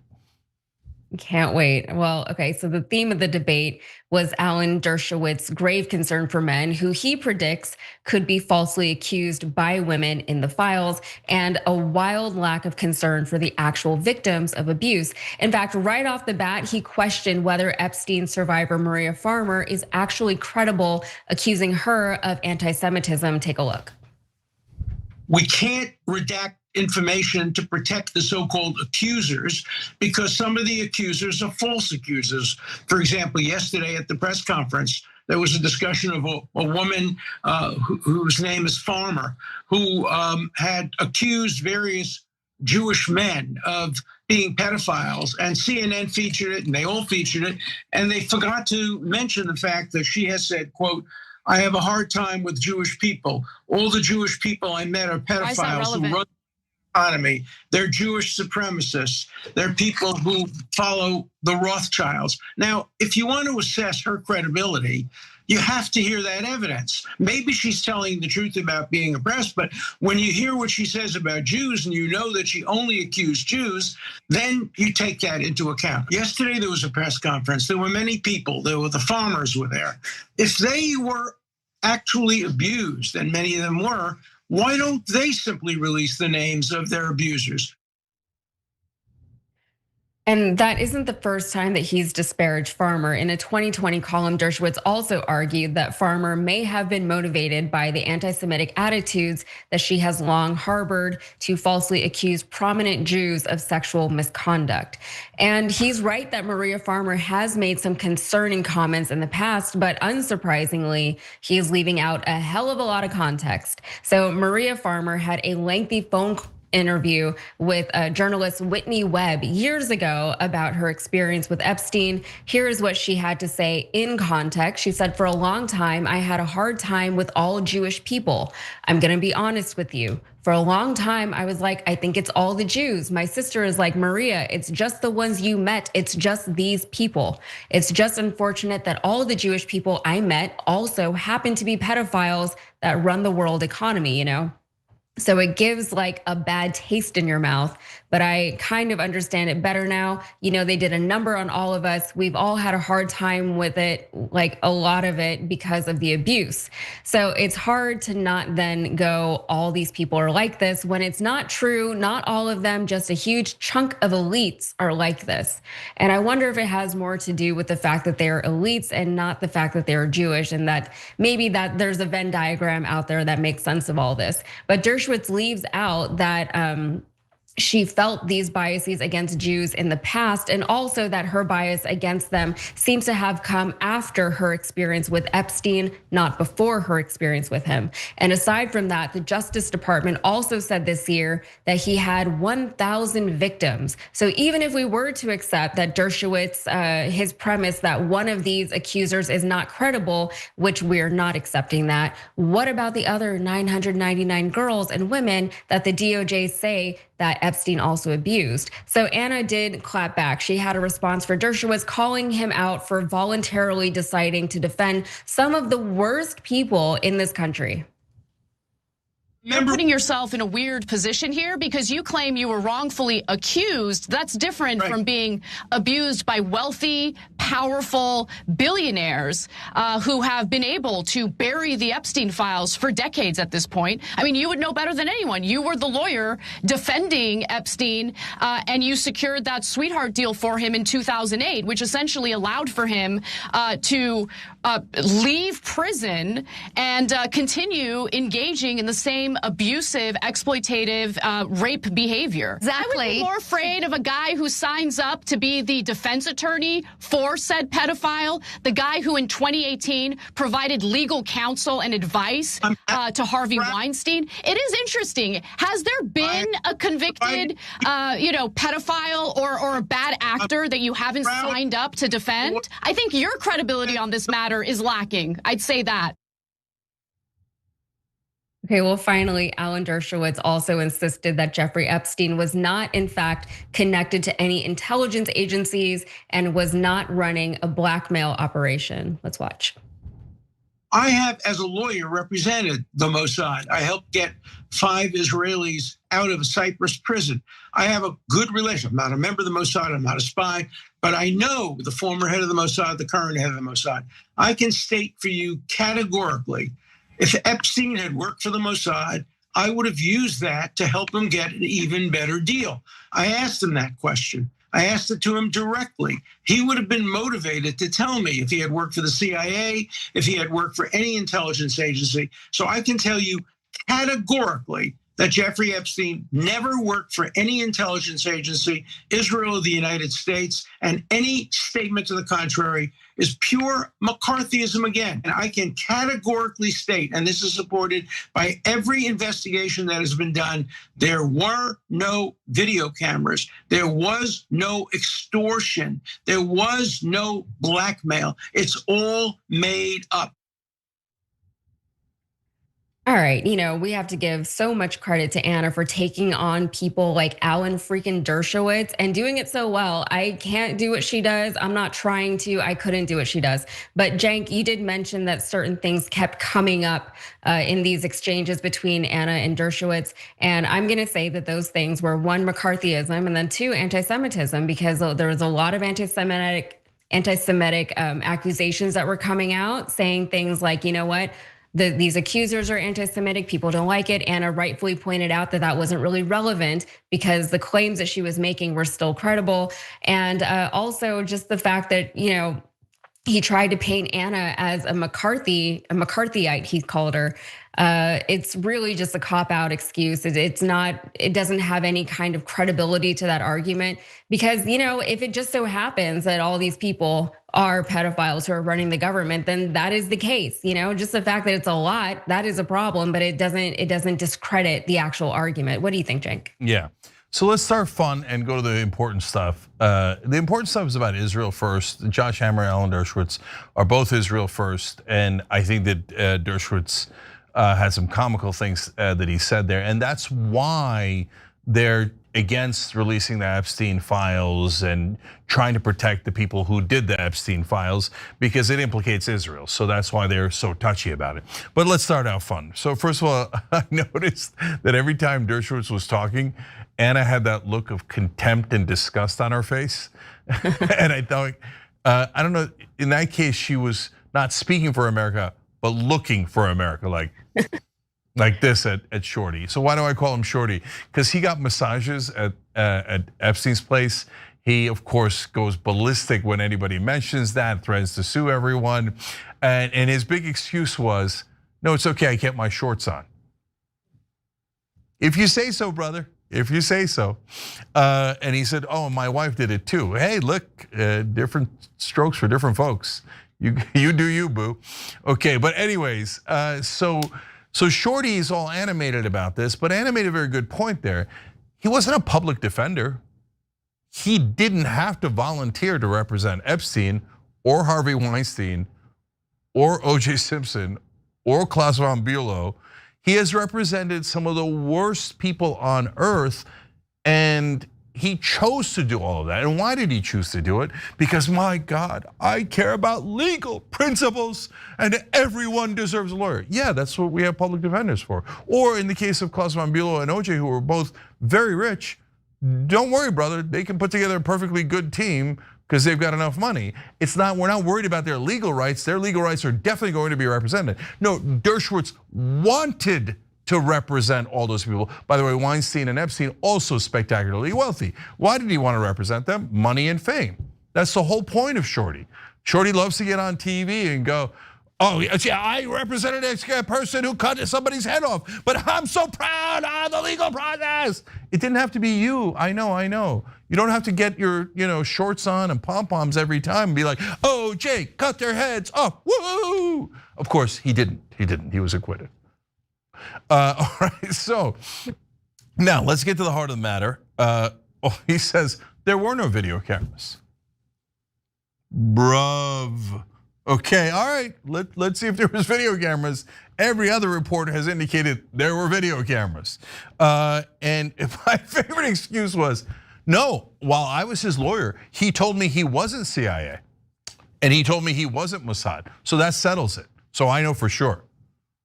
Oh, so Epstein, one of the most notorious liars in American history, told you he wasn't part of a secret intelligence agency and you believed him.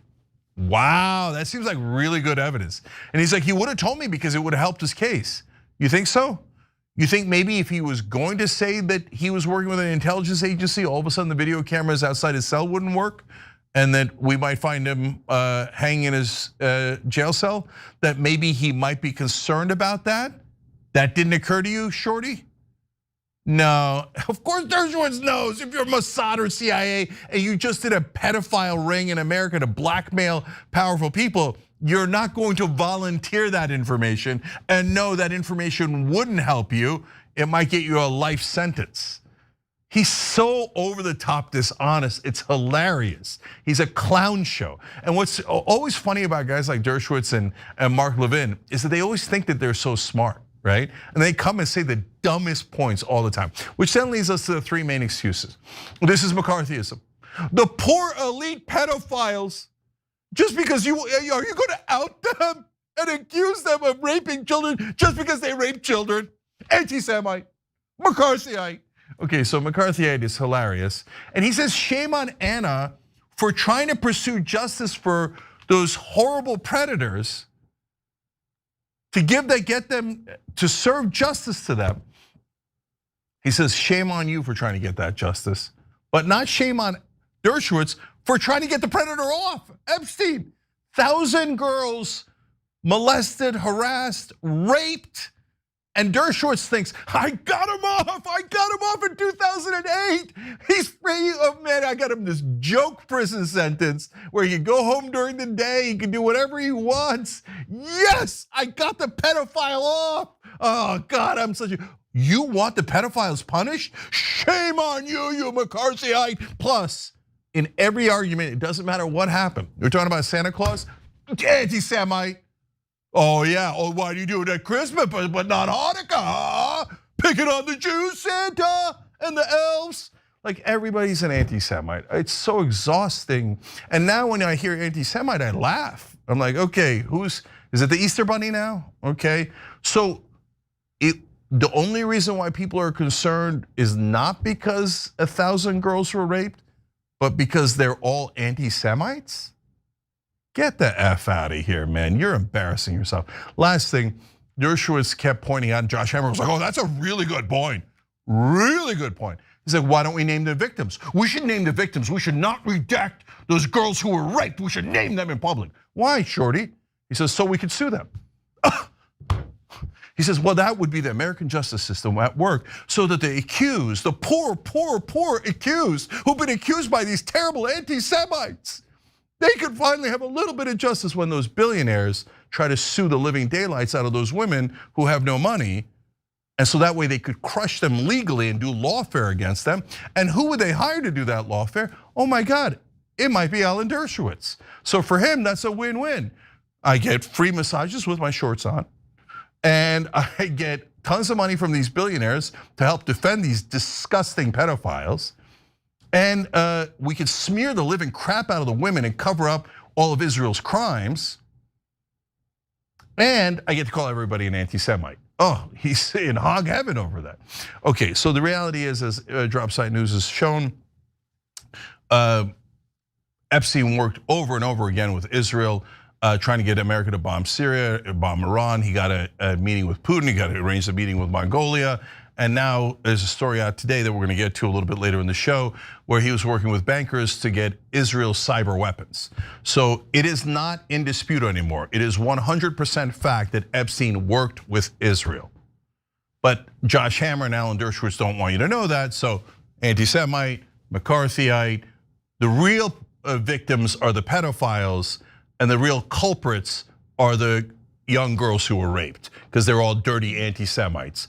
And people like Anna looking for justice are McCarthyites. So that's the usual load of crap that Alan Dershowitz peddles. Yeah, there is a lot of overlap in the stories that we're going to be covering in this hour. But it is ironic how the word or the term anti-Semitism has become so utterly watered down, but by the Jewish people themselves. They cried wolf too many times, so now the word has hardly any real meaning. And we're going to discuss that a little bit more in another story later on. But yeah, he says shame on Anna, because Anna has a value system that someone like Alan Dershowitz doesn't recognize, let alone understand. And in other parts of the interview that we didn't show the audience tonight, you should watch the whole interview. It's about an hour long. But in other parts of there was a panel discussion there, and they're talking about, the other guest was saying that the American people don't actually care about these Epstein files. They don't actually want to see them released, and that is just not true. That is maybe a very small portion of the American people who don't care about these files, don't care about what or who is in them, don't care to get those people who may or may not be in our government actively out of our government. So it really is just a skewed way of viewing the world and the American people, and it is a complete misunderstanding of our values as a people. And also, by calling Anna, by saying that shame on her, he's also saying shame on everyone who cares about these victims. We are all rabid witch hunters as far as Alan Dershowitz is concerned. And it's so crazy to me. But like Anna touched on this in the clips we showed, but now the fact that we're even putting someone like Alan Dershowitz on a panel like this is a problem. The fact that, anyone is talking to him as if he is a credible, trustworthy, even unbiased source is crazy. Why is anybody listening to anything that Alan Dershowitz has to say on this matter? Everyone knows, just by nature of what is publicly available, the fact that he defended people like Harvey Weinstein, like Jeffrey Epstein, of his own volition for the money. The fact that he defended these people should automatically just say, like, why are we listening to him? Why are we including him in these conversations? Even if he has any helpful or useful insight, he's not going to reveal anything that hasn't already been revealed. He's obviously going to be protecting his own reputation, the people that he knows and works with. He's probably implicated in these files somewhere, as we know he was very heavily involved with Weinstein. He didn't have to be, but he chose to be, and he's like publicly associated with Harvey Weinstein. I don't know why anyone is listening to anything he has to say. No, good news, they're not. They have him on just to yell and scream and call everybody an anti-Semite. But no real American cares what Alan Dershowitz says. He's a joke. Now, like before, in his mind, he's like, I am famous law professor, one of the most famous lawyers in America. No, brother, you're one of the most famous perverts in America. You're one of the most famous Israel fans in America, one of the most disgusting people in America. And he gets all emotional when you call him a pervert. He's like, I had my shorts on. I don't care what you were wearing or not wearing. It's my opinion, man. And it's also the opinion of a lot of Americans. So have at it, Hoss. Okay, you call us all McCarthyites, but no, you went and got massages at Epstein's place, shorts or no shorts. You defended Epstein, you defended Weinstein, because you like to get famous and rich off of defending perverts. Because bosom buddies. Those are the guys that you apparently have great empathy for. That's why you ran to defend them and support them and bear hug them. Oh, Epstein, oh, Harvey Weinstein, oh, OJ, oh, these murderers and rapists and pedophiles. These spectacularly wealthy, disgusting Americans who have gravely harmed others, they need help too. And that's what Shorty's here for. No, you're gonna be remembered as a laughingstock, a joke, a deep embarrassment for anyone that carries the name Dershowitz. Yeah. Okay, we gotta take a break. I think that was enough. When we come back, yes, we are gonna have that drop site story about how Epstein was trying to procure cyber weapons for Estonia. No, kidding, Israel. We'll be back.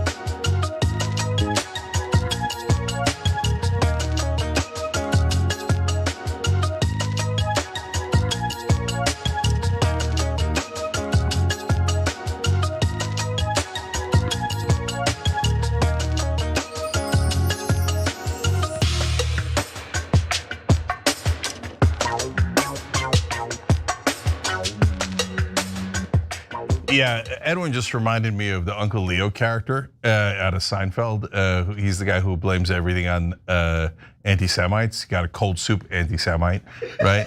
So yeah, Dershowitz is like Uncle Leo. But honestly, these days, almost all of mainstream media is Uncle Leo. Like, hey, Israel killed 20,000 kids, anti-Semite. What, right? Wait, these are pedophiles related to Epstein, anti-Semite. What? Nobody said Jewish. In fact, somebody asked, embedded dude asked, did Anna even mention Jews? No, she never mentioned them. It doesn't matter. You could be talking about Norwegians and Dershowitz was like anti-Semite. There isn't anything that doesn't end with the answer anti-Semite. By the way, again, not just Dershowitz, for these days, any defender of Israel. So like it's a one-trick pony, but that pony's been beat to death and they're just flogging it. They're like anti-Semite. Anti-Semite, the horse is already dead. And they're like, okay, well, we got a new one. Jew hater, Jew hater. Okay, yeah. Okay, none of it is working. Israel committed a genocide. The current people defending Israel apparently love Israel so much they think they should be allowed to do a genocide. That's it. It has nothing to do with anti-Semitism. We would hate it if Estonia was doing it. We would hate it if Finland was doing it. We hate it if Israel's doing it. And stop hiding behind human shields who are Jews across the world. Little Max Corner writes in on Super Chat, I'm only sending to let you know I pay. You guys are amazing and I pay to help take care and do my part. That's awesome, appreciate you, brother. It does make a big difference to us if you sign up, or if you donate through Super Chat or tyt.com/join. All of that is super, super helpful and we appreciate you for it. Now let's go to tyt.com. post-traumatic South disorder said, I don't think there's a person on earth that Alan Dershowitz can comfortably say shame on you too. I mean, I get it, it's cool because he had his underwear on. But when he was with underage girls, when he defended OJ, when he defended Klaus von Bülow, when he cried because the guy wouldn't sell him a pierogi, Alan wears his underwear, so shame on you. Okay. Shame. Yeah, here. Velvet Xer says Pollard gets a private jet back to Israel while Edward Snowden has to live out his days hiding in obscurity. That about sums up the state of our country. What a joke. That is a perfect comment. You're totally right about that. Old Woodsman 53 says Huckabee's first allegiance is to the Christian rapture and prior to the Battle of Armageddon. Yeah, he's like, yes, let's destroy the earth. I want warrior Jesus to come back and kill everyone, including the Jews. Okay, you know who's an actually anti-Semite? Ironically, Huckabee is. Anyways, guys, Noble Mobile, tyt.com/switch. If you're paying more than $50, there's no need for it. tyt.com/switch, get better service and pay less.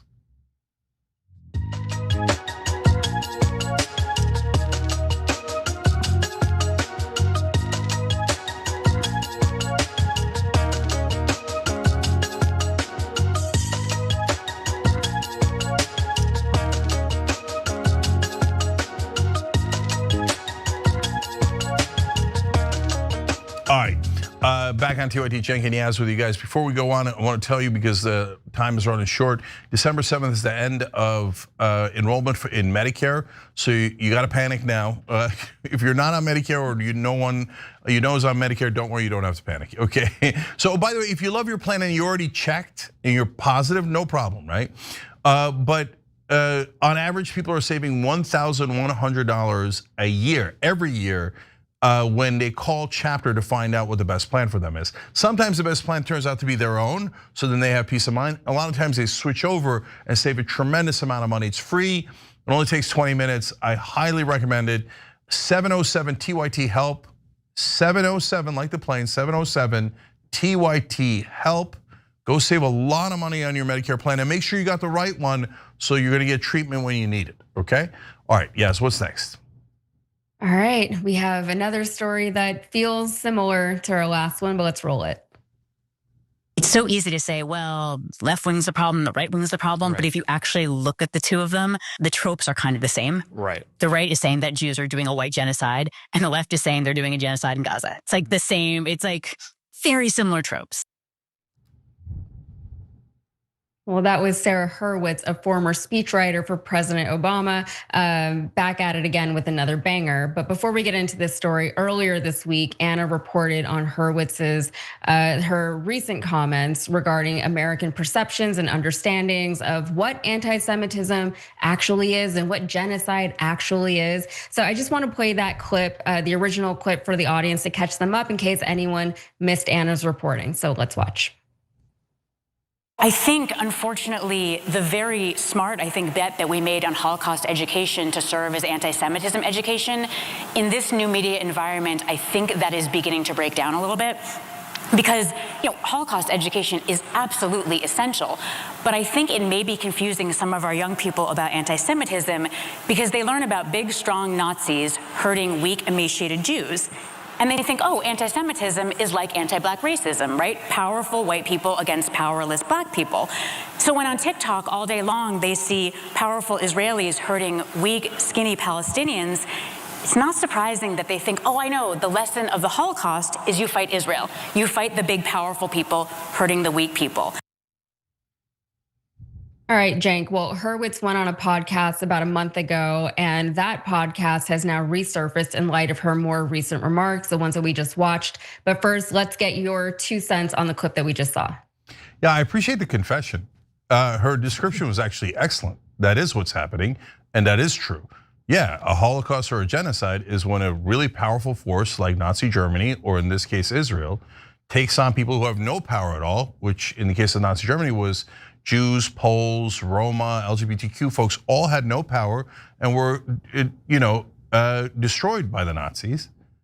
And now Israel is doing it to the Palestinians who have no power, and Israel's brutally slaughtering them, tens of thousands of Palestinians at a time. So that's an excellent description, but she described it as, can you believe young Jews? By the way, she was attacking young Jews.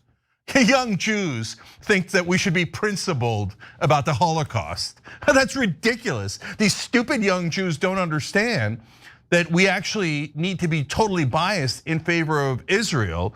And whether we're the victim or we're the aggressor and we're the strong ones like the Nazis, you should defend Israel no matter what, and shut up and don't be honest, don't be moral, don't be principled, you stupid young Jews, she says. I mean, Jesus, she's almost complimenting the Nazis. And did you notice she said, it was a smart bet we made on Holocaust education. Oh, so there was some sort of discussion about how everybody had to be educated about it. And that was a bet you guys, I don't know who you guys are, because it isn't my Jewish friends or family. So I don't know if she was part of the Obama White House. So apparently she knows some people who are pro-Israel zealots who made some sort of bet about how we need to be educated. Now the Holocaust happened and it was terrible. It was one of, if not the single worst thing that's happened in human history. But the way that she talks about it is disgusting. And now she comes back to this episode that we're gonna talk about, where she says, oh yeah, the lunatic conspiracy theories the right wing make up and the absolute stone cold facts the left state are the same thing, because in her mind, yes, they are the same thing, because her mind doesn't distinguish between right and wrong, true or untrue, moral or immoral. It just distinguishes pro-Israel or anti-Israel. So if you're anti-Israel, whether you're right or you're wrong, it doesn't really matter. I'm gonna smear you. I'm gonna educate Americans about how all of you are anti-Semites and you should bow down to my beloved Israel. And apparently that was her work in an Obama administration, was to get us to bow down to her preferred country. So maybe she should go join Mike Huckabee with Jonathan Pollard in our embassy and conspire over there. And maybe she shouldn't work for America, she should work for the country she loves, which is Israel. And maybe she should get the hell out of our country and go to the country that she is obviously way more loyal to. And yes, Sarah, oh, is that a dual loyalty trope? Anti-Semite, anti-Semite. No, I'm not saying it, you're saying it. You're saying how much more important Israel is and how we all, including young Jewish Americans, must bow down to Israel even if they're doing a genocide. So you're kind of a sick person, so let's share more of her sickness here. Yeah, she does have a very heavy victim lean when she speaks, and that is putting it very lightly. And you'll see what I mean if you don't already get it from the few clips that I've already showed you. So Hurwitz said what she said, and back in October, she made an appearance on the Being Jewish podcast with host Jonah Platt, where she discussed her book called As a Jew, Reclaiming Our Story from Those Who Blame, Shame, and Try to Erase Us. That is the title of her book. So her appearance on the podcast is resurfacing now as she has been catching a ton of backlash over that viral clip. Notably, during the podcast, Hurwitz tried to make the argument that both the left and the right are accusing the Jews of committing genocide, but really it's all just, you guessed it, anti-Semitism. Let's watch. Christians are Christianizing the Roman Empire. Who's stopping us? Those Jews who won't convert. We, the communists, are bringing about the great brotherhood of man and the revolution. And who's stopping us? These capitalist Jews. We, the Germans, are bringing about the great Aryan, racially pure fatherland. Who's stopping us? Race-polluting Jews. Today in America, you see it on the right and the left. On the right, it is we, white Christian Americans, are bringing back white Christian civilization. The only thing stopping us, these Jews who are importing black and brown immigrants to replace white people. That is the bonkers great replacement conspiracy, which I'm like, is it more racist or more anti-Semitic? I don't know. I think it's kind of equal. And then on the left, you have, we, the great moral majority, are doing anti-racism and anti-colonialism. And the only thing stopping us are these racist colonialist Zionists, AKA Jews. Right. So after that, she brings home her both sides argument. And, Dara Horn, who's brilliant, and I quote all the time, she says, if you think there are sides here, you don't understand what's happening. It's the same thing on both sides. It just takes on slightly different, language and form. It's so easy to say, well, left wing's the problem, the right wing's the problem. Right. But if you actually look at the two of them, the tropes are kind of the same. Right. The right is saying that Jews are doing a white genocide, and the left is saying they're doing a genocide in Gaza. It's like the same, it's like very similar tropes.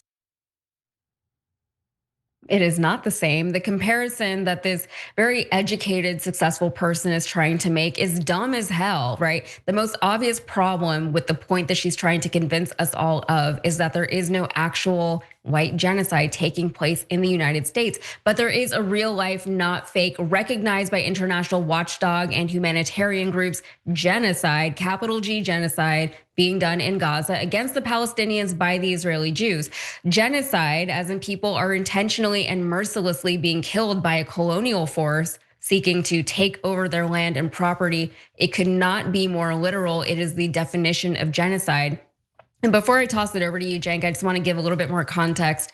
I want to mention that the podcast episode was about an hour long, and I do want to get your thoughts on something she said. She made a point that she discusses further in her book that Israel is often held up as some magical place, held up to some higher godly standard, when really it's just a country like any other country. It has a history. It may have had a shaky or immoral founding like so many other countries, just like ours, you could say. There are plenty of Israelis who don't like or support the Netanyahu government, just like there are many Americans who don't like or support the Trump administration. She also claims to be a Zionist in the sense that she thinks Jews should have a land to feel safe and call their own. But she also thinks that, the Japanese people have that. And she also thinks that the Palestinian people should have that. Of course, she is saying all of this while also believing that seemingly any criticism of Jews or Zionists or Israel is anti-Semitic, and that it's possible for the Jewish people to be it's impossible for the people of Israel to be credibly accused of committing genocide. So I don't understand really what she thinks is happening in Gaza right now. I know that Israelis who support the IDF's actions in Gaza believe that Israel is being threatened by the Palestinians. I know that they believe it's their land. I know the arguments that they make. I know that you and John also discussed Jonathan Pollard in the first hour, and he has a very extreme position on Israel and Gaza, more extreme than the most avid, outspoken Zionists even. But that guy sucks, and people recognize that he sucks, right? He was mad that the Israeli hostages were released because it shifted focus away from the takeover of Gaza. That's how much this guy is terrible. But something like this coming from someone who was once celebrated as being a strong liberal voice in democratic American politics is perhaps a little bit more troubling than someone like Pollard, because she's less obviously a villain or anybody who is, I don't think that she thinks of herself as a bad person. She's not out there trying to demonize people, but effectively she is, but I don't think that's her intention. No, I think this shows that. I actually disagree. Yeah. No, I think she's a terrible person, and I think that she tries to smear anyone against Israel on purpose. I don't maybe she is that dumb. Okay, so let's break down how dumb she is, or she's playing dumb just to be able to smear anyone who's legitimately criticizing her beloved Israel. So the Turks are accused of ethnically cleansing Vietnam and trying to replace them with Mexicans. And so that is a genocidal claim against Turks that is absurd. And they're also accused of committing a genocide against Armenians. So you see how they're both a trope, and they're both ridiculous and totally untrue. Oh wait, I made one of them up and it's not true at all, but the other one is true. Just saying, oh yeah, Jews bringing in black and brown people to commit a white genocide is lunatic. Like the crazy Vietnamese Mexico thing that I came up with. It's not attached to reality at all. There's no evidence for it. It's crazy, right? On the other hand, every genocide scholar says, of course it's a genocide. Of course it is. 86% of them, all non-Israel supporting genocide scholars, every human rights group, the journalists, the United Nations, the entire world agrees it's a genocide in Gaza. At least 70,000 dead, 20,000 kids. But for people like Sarah Hurwitz, they think, yeah, but they're just Palestinians. So their lives are worthless. They're just stupid Muslims and Arabs. And my beloved Israel can slaughter them all day long. That's a fact that they've slaughtered them. But I think it's justified that we murdered 20,000 of their kids. And I'm going to compare that to a fantasy that doesn't even exist. Why? because I want to smear the legitimate criticism of Israel and critics of Israel with the illegitimate ones. And the number one go-to thing that they all do is anti-Semite trope, right? So we're sick of it, Sarah. It's not gonna work. You're the racist. You're the bigot who thinks murdering Muslims is no big deal and that Israel hasn't slaughtered enough of them yet, okay? And then you smear the people that are trying to end a genocide in our time by saying, no, they're all terrible, immoral, anti-Semites. If they didn't hate Jews, they would know that Jews are allowed to murder all these people, but don't say Jews because Jews didn't do it. Israel did it. Israel is a government. It's not a religion. It doesn't represent all Jewish people, unlike Sarah Hurwitz, who loves the genocide apparently, and is like, no, you have to say the Jews did it. No, Sarah, we're not gonna say the Jews did it. Israel did it. That is a country, that is a government, that is different. I know you wanna smear everyone, and then after you smear them, hide behind it. Hide behind the Jewish people, okay? Use them as human shields. Oh, you're attacking the Jews. No, we're not. We're attacking a foreign government in the middle of a genocide, you monster. But you want to protect them, and now you're fantasizing about, oh, there's just like the strong Nazis. Oh, okay, now we're gonna have to reverse the education and tell everyone that genocides are good, otherwise you're an anti-Semite, okay? I'm sick of you, I'm sick of people like you. And people like you is not Jewish people. Notice again in the first clip, she's yelling at younger Jews because younger Jews are on our side. Why? Because that's actually, in my opinion, that's actual Jewish culture. Yes, that is the lesson we learned from the Holocaust. You fight for the powerless, you fight for victims. And in my experience, Jewish Americans are terrific at that, the best at that. They were here during the civil rights movement on the right side. They've always been fighting. They question authority, question the rabbi. But no, Sarah didn't learn any of that. All she learned was be militant for Israel, destroy all of Israel's enemies, then go work for Israel. Oh, dual loyalty. No, you obviously have dual loyalty. And look, dual loyalty, they invented all these tropes. What I mean by that is not that Jewish people did not suffer throughout history, they did. But are some new Polish immigrants, do they love Poland because they just came from there and they grew up there? Same for Turks, same for every ethnicity, right? Yeah, so they have a little bit of dual loyalty. Yeah, they do. Okay, it depends on what they do with that dual loyalty. Like, do they do something nefarious with it, or they just, hey, they love Poland, they love America, it's okay, right? That's for everyone else. But if you say it about Israel, they're like, no. It's now a magical thing we call a trope, and it means that your life should be absolutely pulverized. You should never work again in government, in media, or anywhere else because you did a dual loyalty. If you do it to a Polish guy, you do it to a Turkish guy, a Greek guy, no one cares. It's normal, it makes sense. If a Greek guy betrays us and actually then sells our secrets to Greece or whatever he does, or says, you have to give $300 billion to Greece, you have to allow Greece to do a genocide and you have to pay for it. We'd be like, well, it seems like dual loyalty and nobody would call that a trope. But if you do it for people who are supporting Israel, nope, that's it. We'll ruin his life, ruin his life. Get an education camp in here right away and ruin that anti-Semite's life. He doesn't even want us to murder Muslim children. That's who I think you are, Sarah Hurwitz. I think you're a disgusting, immoral person, and you're shada to the goyim. You embarrass other Jews with your deep immorality. Okay, that's what I think about you. Do not hide behind other Jews to defend your deep, disgusting immorality, young Turks.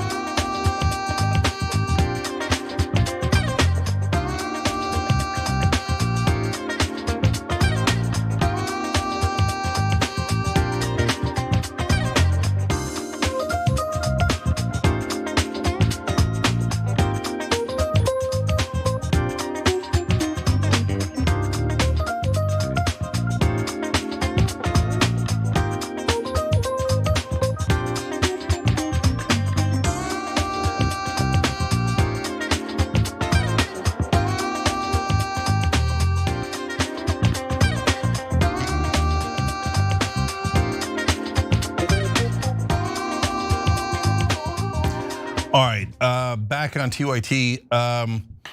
A virus called Man writes in, I think context is important. If a traitor enables the killing of others or does kill others, I think death penalty should be on the table. Example, Robert Maxwell, he gave knowledge that enabled a genocidal country to have nukes. He should have been put to death, just my opinion. Look, I don't like to talk of death. I'm not in favor of that. I think it gets ugly real quick. But I mean, should Robert Maxwell have been in prison until the day he died in an American prison? Of course. He stole our nuclear secrets. And you know what we did? We just let him go for his day. He then went and bought book publishers, some of the biggest names in American publishing, including the ones that write the textbooks for our kids that went to our schools. We let an Israeli spy buy that, publishing books that went into our schools. In fact, the worst Israeli spy there's ever been. And the immunity that Israel has for wrongdoing in America and in the West is insane, ludicrous, unconscionable. It's not an anti-Semitic thing to say. That is a rational thing to say. In fact, if you don't say that, you're a weirdo, psychotic, biased person who's like, no, Israel should be allowed to steal our nuclear secrets. Then they should be able to write our textbooks, and they should be able to write anything they like. And maybe that's why I was taught that Israel got attacked in 1967. It didn't get attacked, it attacked its neighbors. I got taught that poor little Israel got attacked in 1948. What kind of a mental rewriting of history is that? They had 6% of the land. They claimed to have 48%, so they attacked the Palestinians who were defenseless, drove out 800,000 Palestinians, slaughtered a whole bunch of them, and took their land. That's how Israel was formed. Look, Israel's here to stay, and I don't want, I want a two-state solution, etc. And I'm so tired of the killing, I can't stand it. But no, Robert Maxwell should have been punished to the maximum. Jonathan Pollard should never been let out. But is our government controlled by Israel my whole lifetime? Obviously, obviously. If you say it's not, you're just lying on behalf of Israel, maybe because you're biased and you don't see it straight, or because you think, no, I don't, I don't know why you would do that lie. I guess, or maybe in media you're worried that you're gonna get fired if you tell the truth, right? Because there's pro-Israel extremists, there are, and they will try to fire you if you tell the truth. So I don't blame people for being scared of a bunch of pro-Israel thugs in this country who try to ruin the lives of anyone who dares to speak out against their country that they're actually loyal to. So let's be honest about it. Don't tell me that, oh no, there's nobody in America who's more loyal to Israel and has actually been trying to help Israel all along. Come on, that lie is too big, too absurd. All right, we'll be back.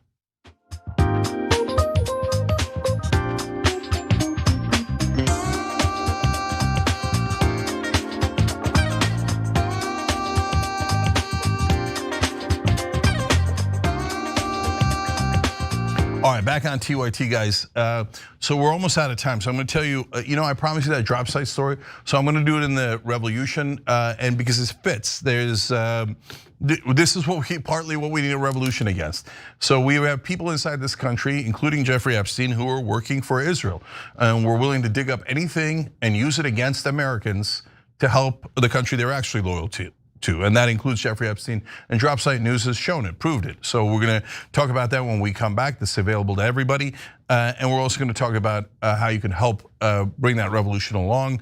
And meanwhile, guys, don't forget here, last couple of programming notes or show notes. Shop TYT has 20% off. Use the promo code THANKS, as in Thanksgiving, thanks. And you're gonna get 20% off, shoptyt.com. And make sure you're switching your service to Noble Mobile, tyt.com/switch. You'll save a lot of money. We'll see you there.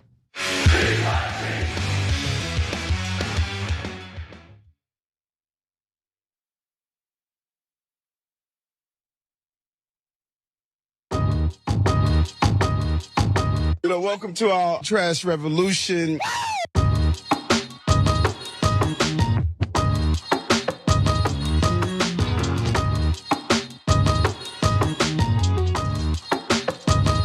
Have you been drinking anything today? No, I hadn't drank in 3 years. Good for you. Congratulations. Yeah. Until today. Is it?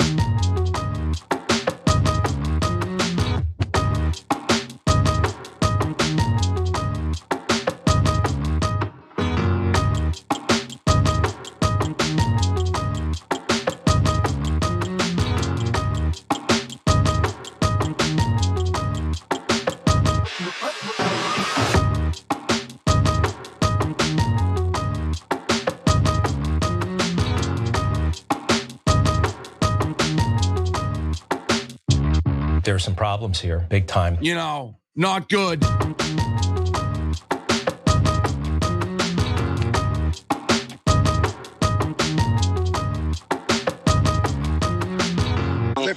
Thank you. All right, guys, welcome to the revolution.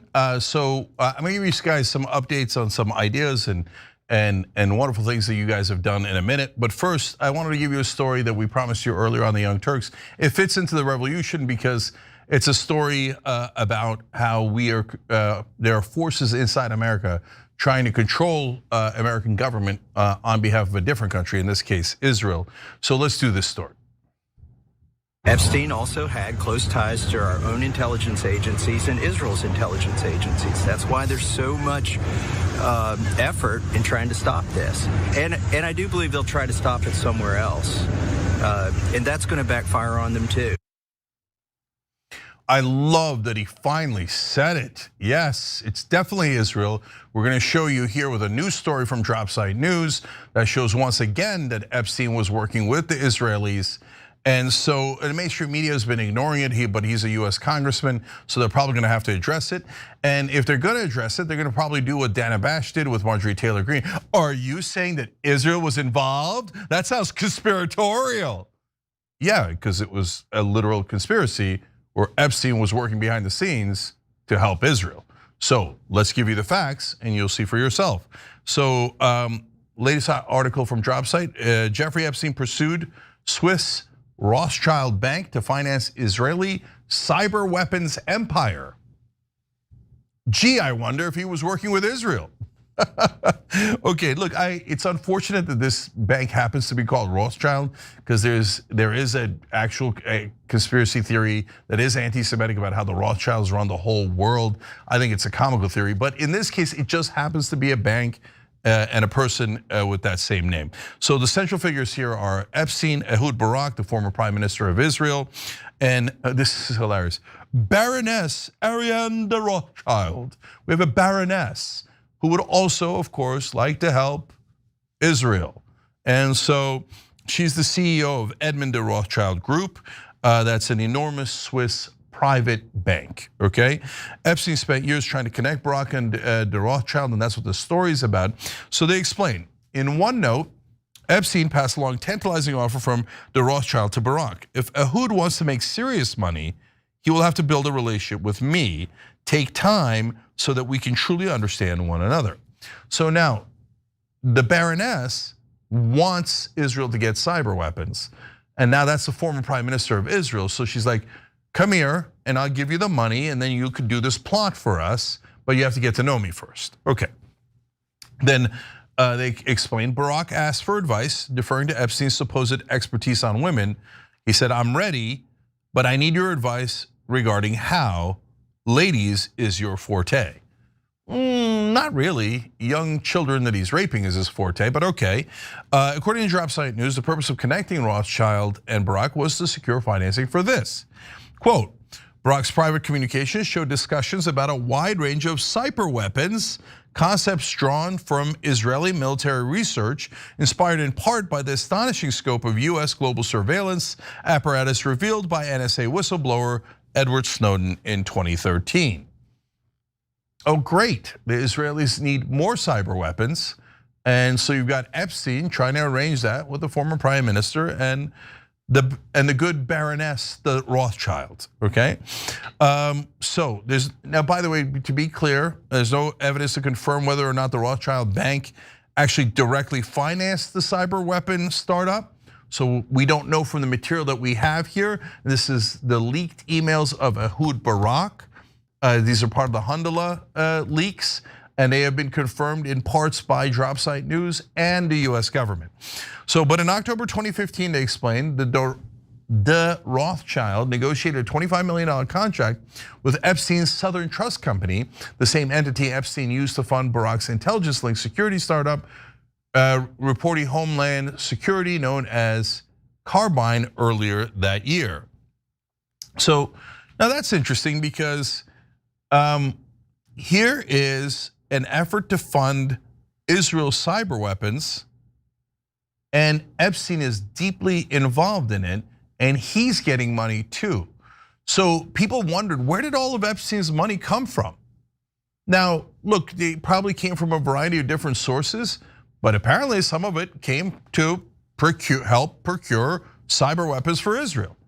Now, since this is such a huge story, and Epstein is one of the largest stories, certainly of this administration, and maybe of any administration, and the mainstream press is reporting, oh, did Donald Trump do it? Donald Trump, Donald Trump, Donald Trump.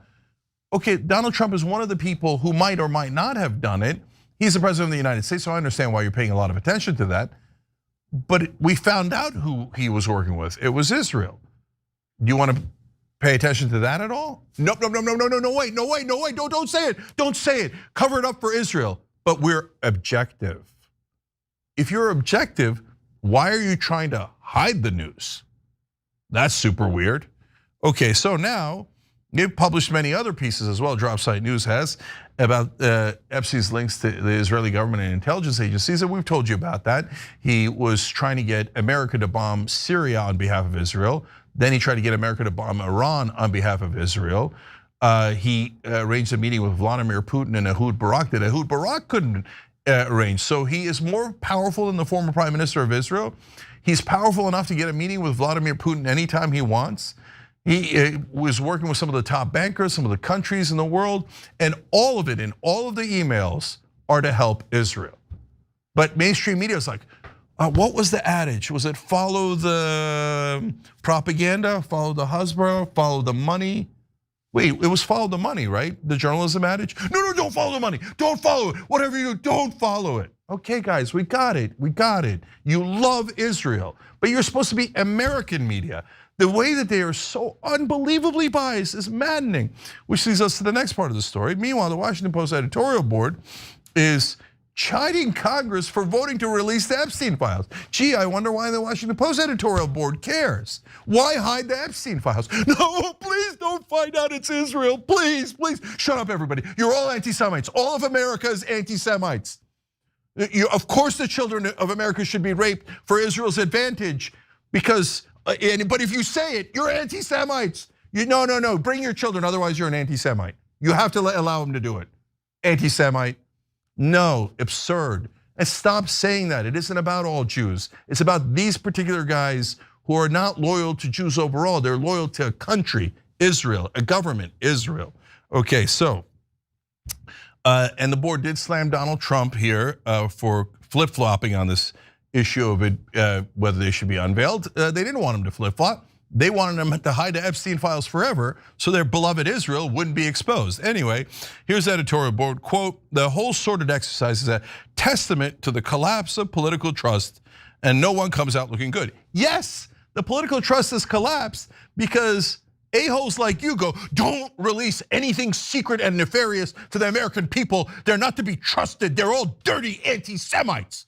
No, you hide all the evidence of all the wrongdoing by the powerful and you screw over the American people. I wonder why they lost political trust. I can't figure it out. I mean, really, is the Washington Post editorial board that stupid? Really, are you that mentally deficient that you can't figure out that that's why maybe people lost trust in the government? Because they keep hiding things like the Epstein files? The brain trust of the Washington Post got together. This is the editorial board. And they're like, what do you think? You think if we hide the Epstein files, they'll have more trust in the government? Oh, of course. You think if we hide the fact that Epstein was working with Israel, they'll trust the government more? Of course. Hide. And what are you in the business of? Journalism. Are you? Is that journalism? Hiding the dirty secrets of the powerful? Well, these days, that is what mainstream media does.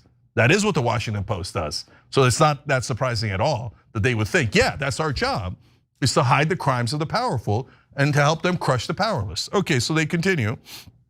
The lone congressional objector, Representative Clay Higgins, has a point when he says the indiscriminate release abandons 250 years of criminal justice procedure in America and could result in innocent people being hurt.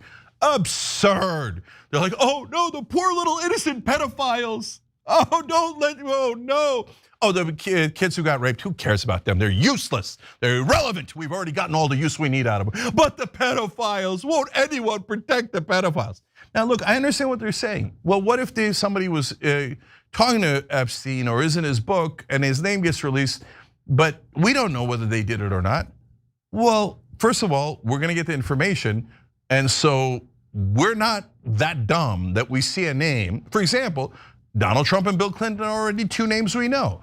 Are we assuming for sure that they did it? Maybe partisans are, right? Oh yeah, I bet Trump did it, but Clinton didn't. I bet Clinton did it, but Trump didn't. That's partisan brain, right? But the rest of us get it. We don't know yet. We don't know if Trump did it. We don't know if Clinton did it. Maybe we'll get information that'll show or not. But we're not nearly as dumb as you guys are in the Washington Post editorial board. So we're not just gonna see a name and be like, oh, that's it, he definitely did it, right? And second of all, if you say that someone definitely did it and they didn't, they could sue you. Alan Dershowitz can't wait. He was in a segment with my co-host, Anna Kasparian, on LA Arabia, and he's like, oh, I can't wait to get the victims' names because we're gonna punish them. We're gonna sue them all, whoever says a wrong name. So he's already chomping at the bit. And it does, whether it's a wrong name or you don't have sufficient evidence to prove it, no, those billionaires can't wait to have somebody like Alan Dershowitz sue the victims. They're already lined up to do that. But the Washington Post board apparently didn't think about that. They don't know that that's possible. And who's abandoning criminal justice? Look, guys, think about this core issue, right? So they say, no, we should keep hiding the names because what if the pedophiles are harmed? Or what if one of them is not a pedophile, okay? Well, wait a minute. If you're in favor of justice, then why didn't you do an editorial about the government not prosecuting the actual pedophiles? So that's a great way for us to know who did it and who didn't do it. The government finds the people who did it and they prosecute them. And then the other ones, they say they didn't do it, we're not going to prosecute them. That's how justice would normally work. But no, the Washington Post says don't do any of that. And who cares that they didn't prosecute any of the guilty? Because we don't care about the kids who were raped. We don't care about them at all. We don't care about the American people. We don't care that Epstein is working with Israel. We don't care about any of that.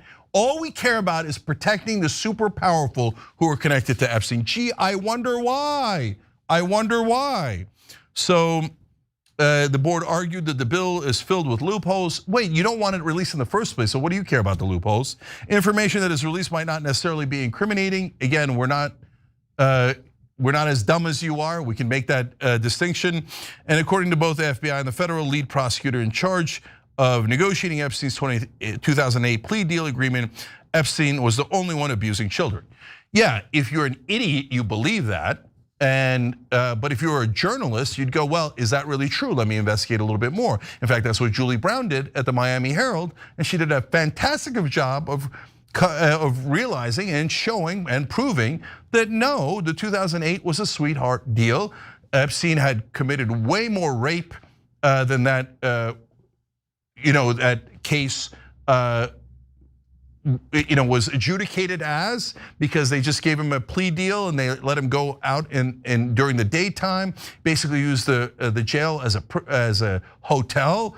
It was a disgusting deal, and that the corrupt prosecutor who did it was later rewarded and made a labor secretary randomly under Donald Trump in his first term. So, but they take that obviously corrupt deal, and the Washington Post is like, you see that proves the innocence. No, it proves that you're part of the corruption. It proves that you love to cover up the crimes of the powerful while pretending to be reporters and journalists. You're the exact opposite. And this is what we have to fix about our country. Our mainstream media is a joke. They don't do the news, they do propaganda, and apparently they do propaganda from time to time on behalf of foreign countries, on behalf of the powerful, on behalf of the donors. So they've been lying to us our whole life. Oh yeah, no, the politicians are honest. No, they're not. The politicians take money from Israel, from big pharma, from oil, from military industrial complex, and they serve those donors loyally. And the job of the Washington Post is to go and cover that up. They're the getaway driver in this crime, and their job is to cover up all of the evidence. No, don't give them the news. Give them propaganda. Oh no, politicians are not affected by the millions of dollars that they get. When we talk about legislation, we are going to pretend they're having debates. We're not going to tell you that in reality, they all got paid by donors and voted with the donors approximately 100% of the time.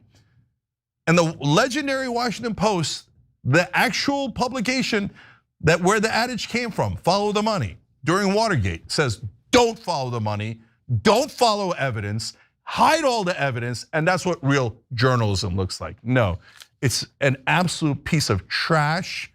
And the whole point of that paper is to cover up the crimes of the powerful to make sure you never find out about it. I hope I was clear enough.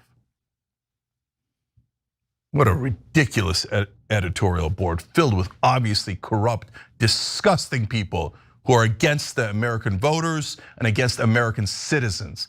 Now I think I'm even more clear. Okay. All right. So now let me give you guys updates on what's been going on with the revolution. So ideas and others that people wrote in with.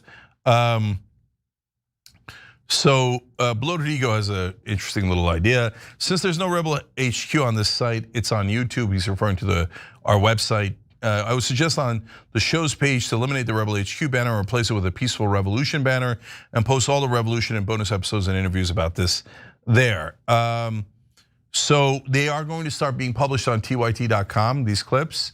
So in a sense, mission accomplished. You had an idea, boom, we're gonna do it, okay? How responsive is that to the American people? Now, Chris Needs Hope had an idea for a game. Well, that's fun. Watching the damage report, an idea struck me. The Epstein files, the MBS at the White House, ICE arrests in Charlotte, and Fox News' ridiculous propaganda about the dangerousness of the related anti-ICE protests really hammers home how obviously the American government wields criminal activity as a cudgel. And closer examination reveals all the systemic problems that were once more subtle. Could we make a game of this? Pick the criminal or whose worst type of game that could result in funny answers and facts. Like an immigrant managing a food cart versus a pardoned white-collar criminal. Real names, real situations, and a very real conclusion that is obnoxiously, toxically hilarious. I instantly like the idea. Because you're right, like oftentimes there'll be a story in the news and they'll be like, oh, this is outrageous. Look at what this person did. They stole 50, no, like literally when they choked Eric Garner to death, they said that he was selling loose cigarettes. And a lot of the people in this country were like, no, that's a $2 to $3 offense. So the cops killing him would made sense. Then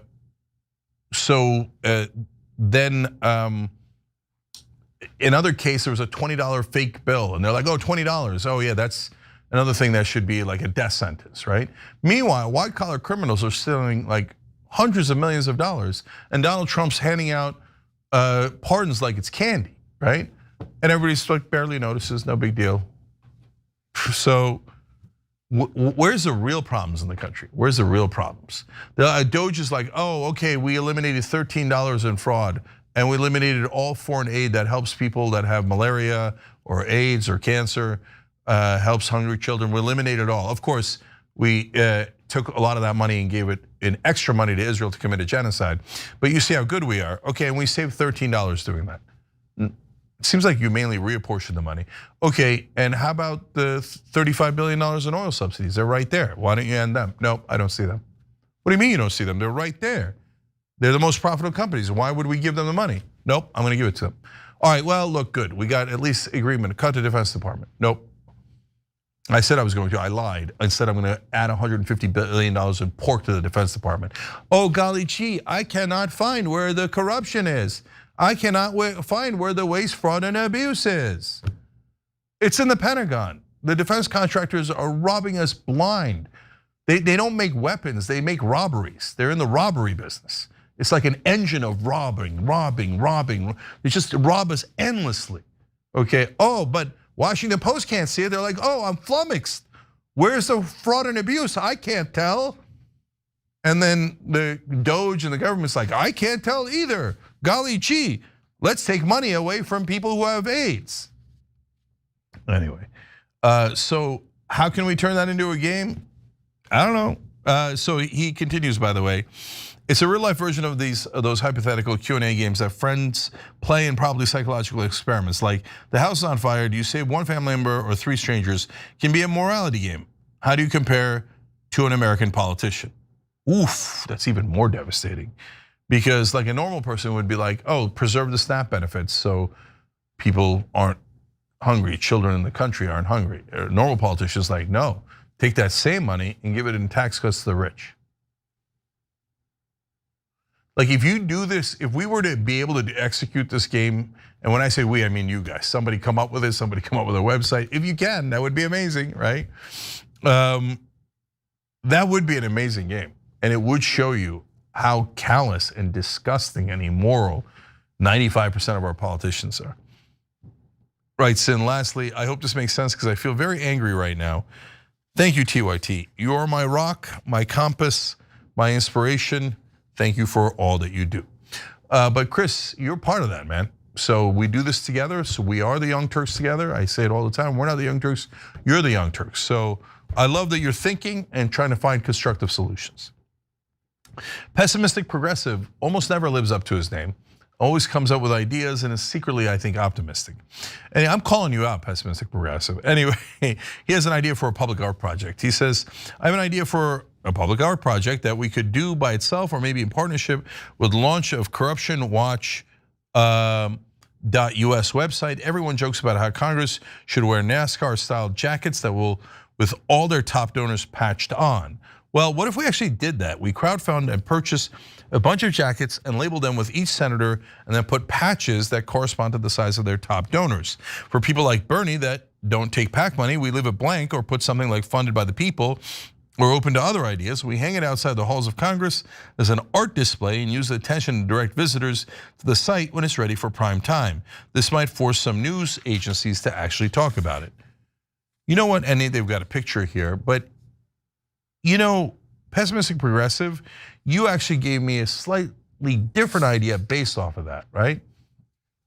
So, and our project's good, and you know, the one where Donald Trump and Epstein are the statue that keeps popping up, and they're holding hands and running through the fields. That's gotten a good amount of attention, so this might work in a similar way. But what we could also do is we could systematically create AI versions. So, but AI not to trick people, but to get the real sponsors and donors, like you said, proportional to how much they've given. So it'll be like AIPAC on like 90% of Congress. But yeah, put those patches on them and have them like, kind of like the AIPAC tracker.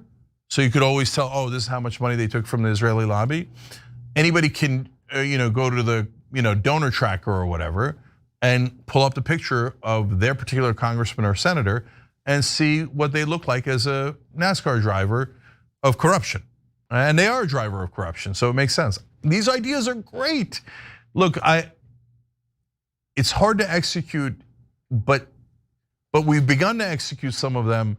And I'm telling you, out of these ideas, some of you are gonna begin to execute them in beautiful ways. And I can't wait to report on that. In fact, I have breaking news here. I am being told that if anyone wants to help make that first game that we talked about with the different morality, etc., that you should email hope@tyt.com, hope@tyt.com. But also, Galfer will be host playing it on Discord. We have a Discord channel for TYT, and so they're going to try to play that game. How fun is that? Okay, so there we go. We're doing something interesting. All right, one last one, I think. Yep. Arpon wrote in about how corruptionwatch.us is going. That's a corruption website that we're building, and Arpon's had a huge part in it. But he says Dustin and Eddie, Operation Hope volunteers, are really good coders. Dustin has finished transferring all the Stanford site data to the database. Now he's just refining it to remove the bugs. Once this is done, we should be pretty close to making the site live on corruptionwatch.us. Guys, that's beautiful. Now more and more people are working together, making a better and better site. And so hopefully we'll have that up soon. So that's the site that tries to match the donors with the bills for the congressman. So Cory Booker has these donors and he voted on these bills. Now, do they match? Okay, spoiler alert, they do. But our job is to prove that through a site like corruptionwatch.us. Arpon's been a huge part of building that. And now Eddie and Dustin are helping from Operation Hope. And this is how we collaborate to bring a little bit better world. And now I have an update for you guys from us. Henry, that's another, again, an Operation Hope volunteer, has been organizing people by state and has started getting people over to the planning room to get to work. The Operation Hope volunteers are currently working on ways people can be a part of the revolution by state. If you want to be a state captain or to just join a state, head over to tyt.com/hope to the green button and join the working group and join the planning room. Okay, so tyt.com/hope is the main home base or hope base. And then you could go to discuss.tyt.com or join the working group or the planning room and make sure that you're involved at state level in trying to create the change that we're looking for in the world. Wouldn't it be amazing if we lived in a world, oh my God, breaking news, guys, sorry. Holy cow. I'm gonna share it, give me a second, let me read it here. Huh, why did she do this? Wow, interesting. Breaking news, Marjorie Taylor Greene says she's resigning from Congress, stepping down effective January 5th. Wow. She just had this huge fight with Donald Trump. I don't know why in the world she's doing that. The story just broke. She was finally having a positive impact in Congress on the Epstein files, on questioning Israel's funding, on now actually she joined Ro Khanna's bill and others' bill to lower drug prices.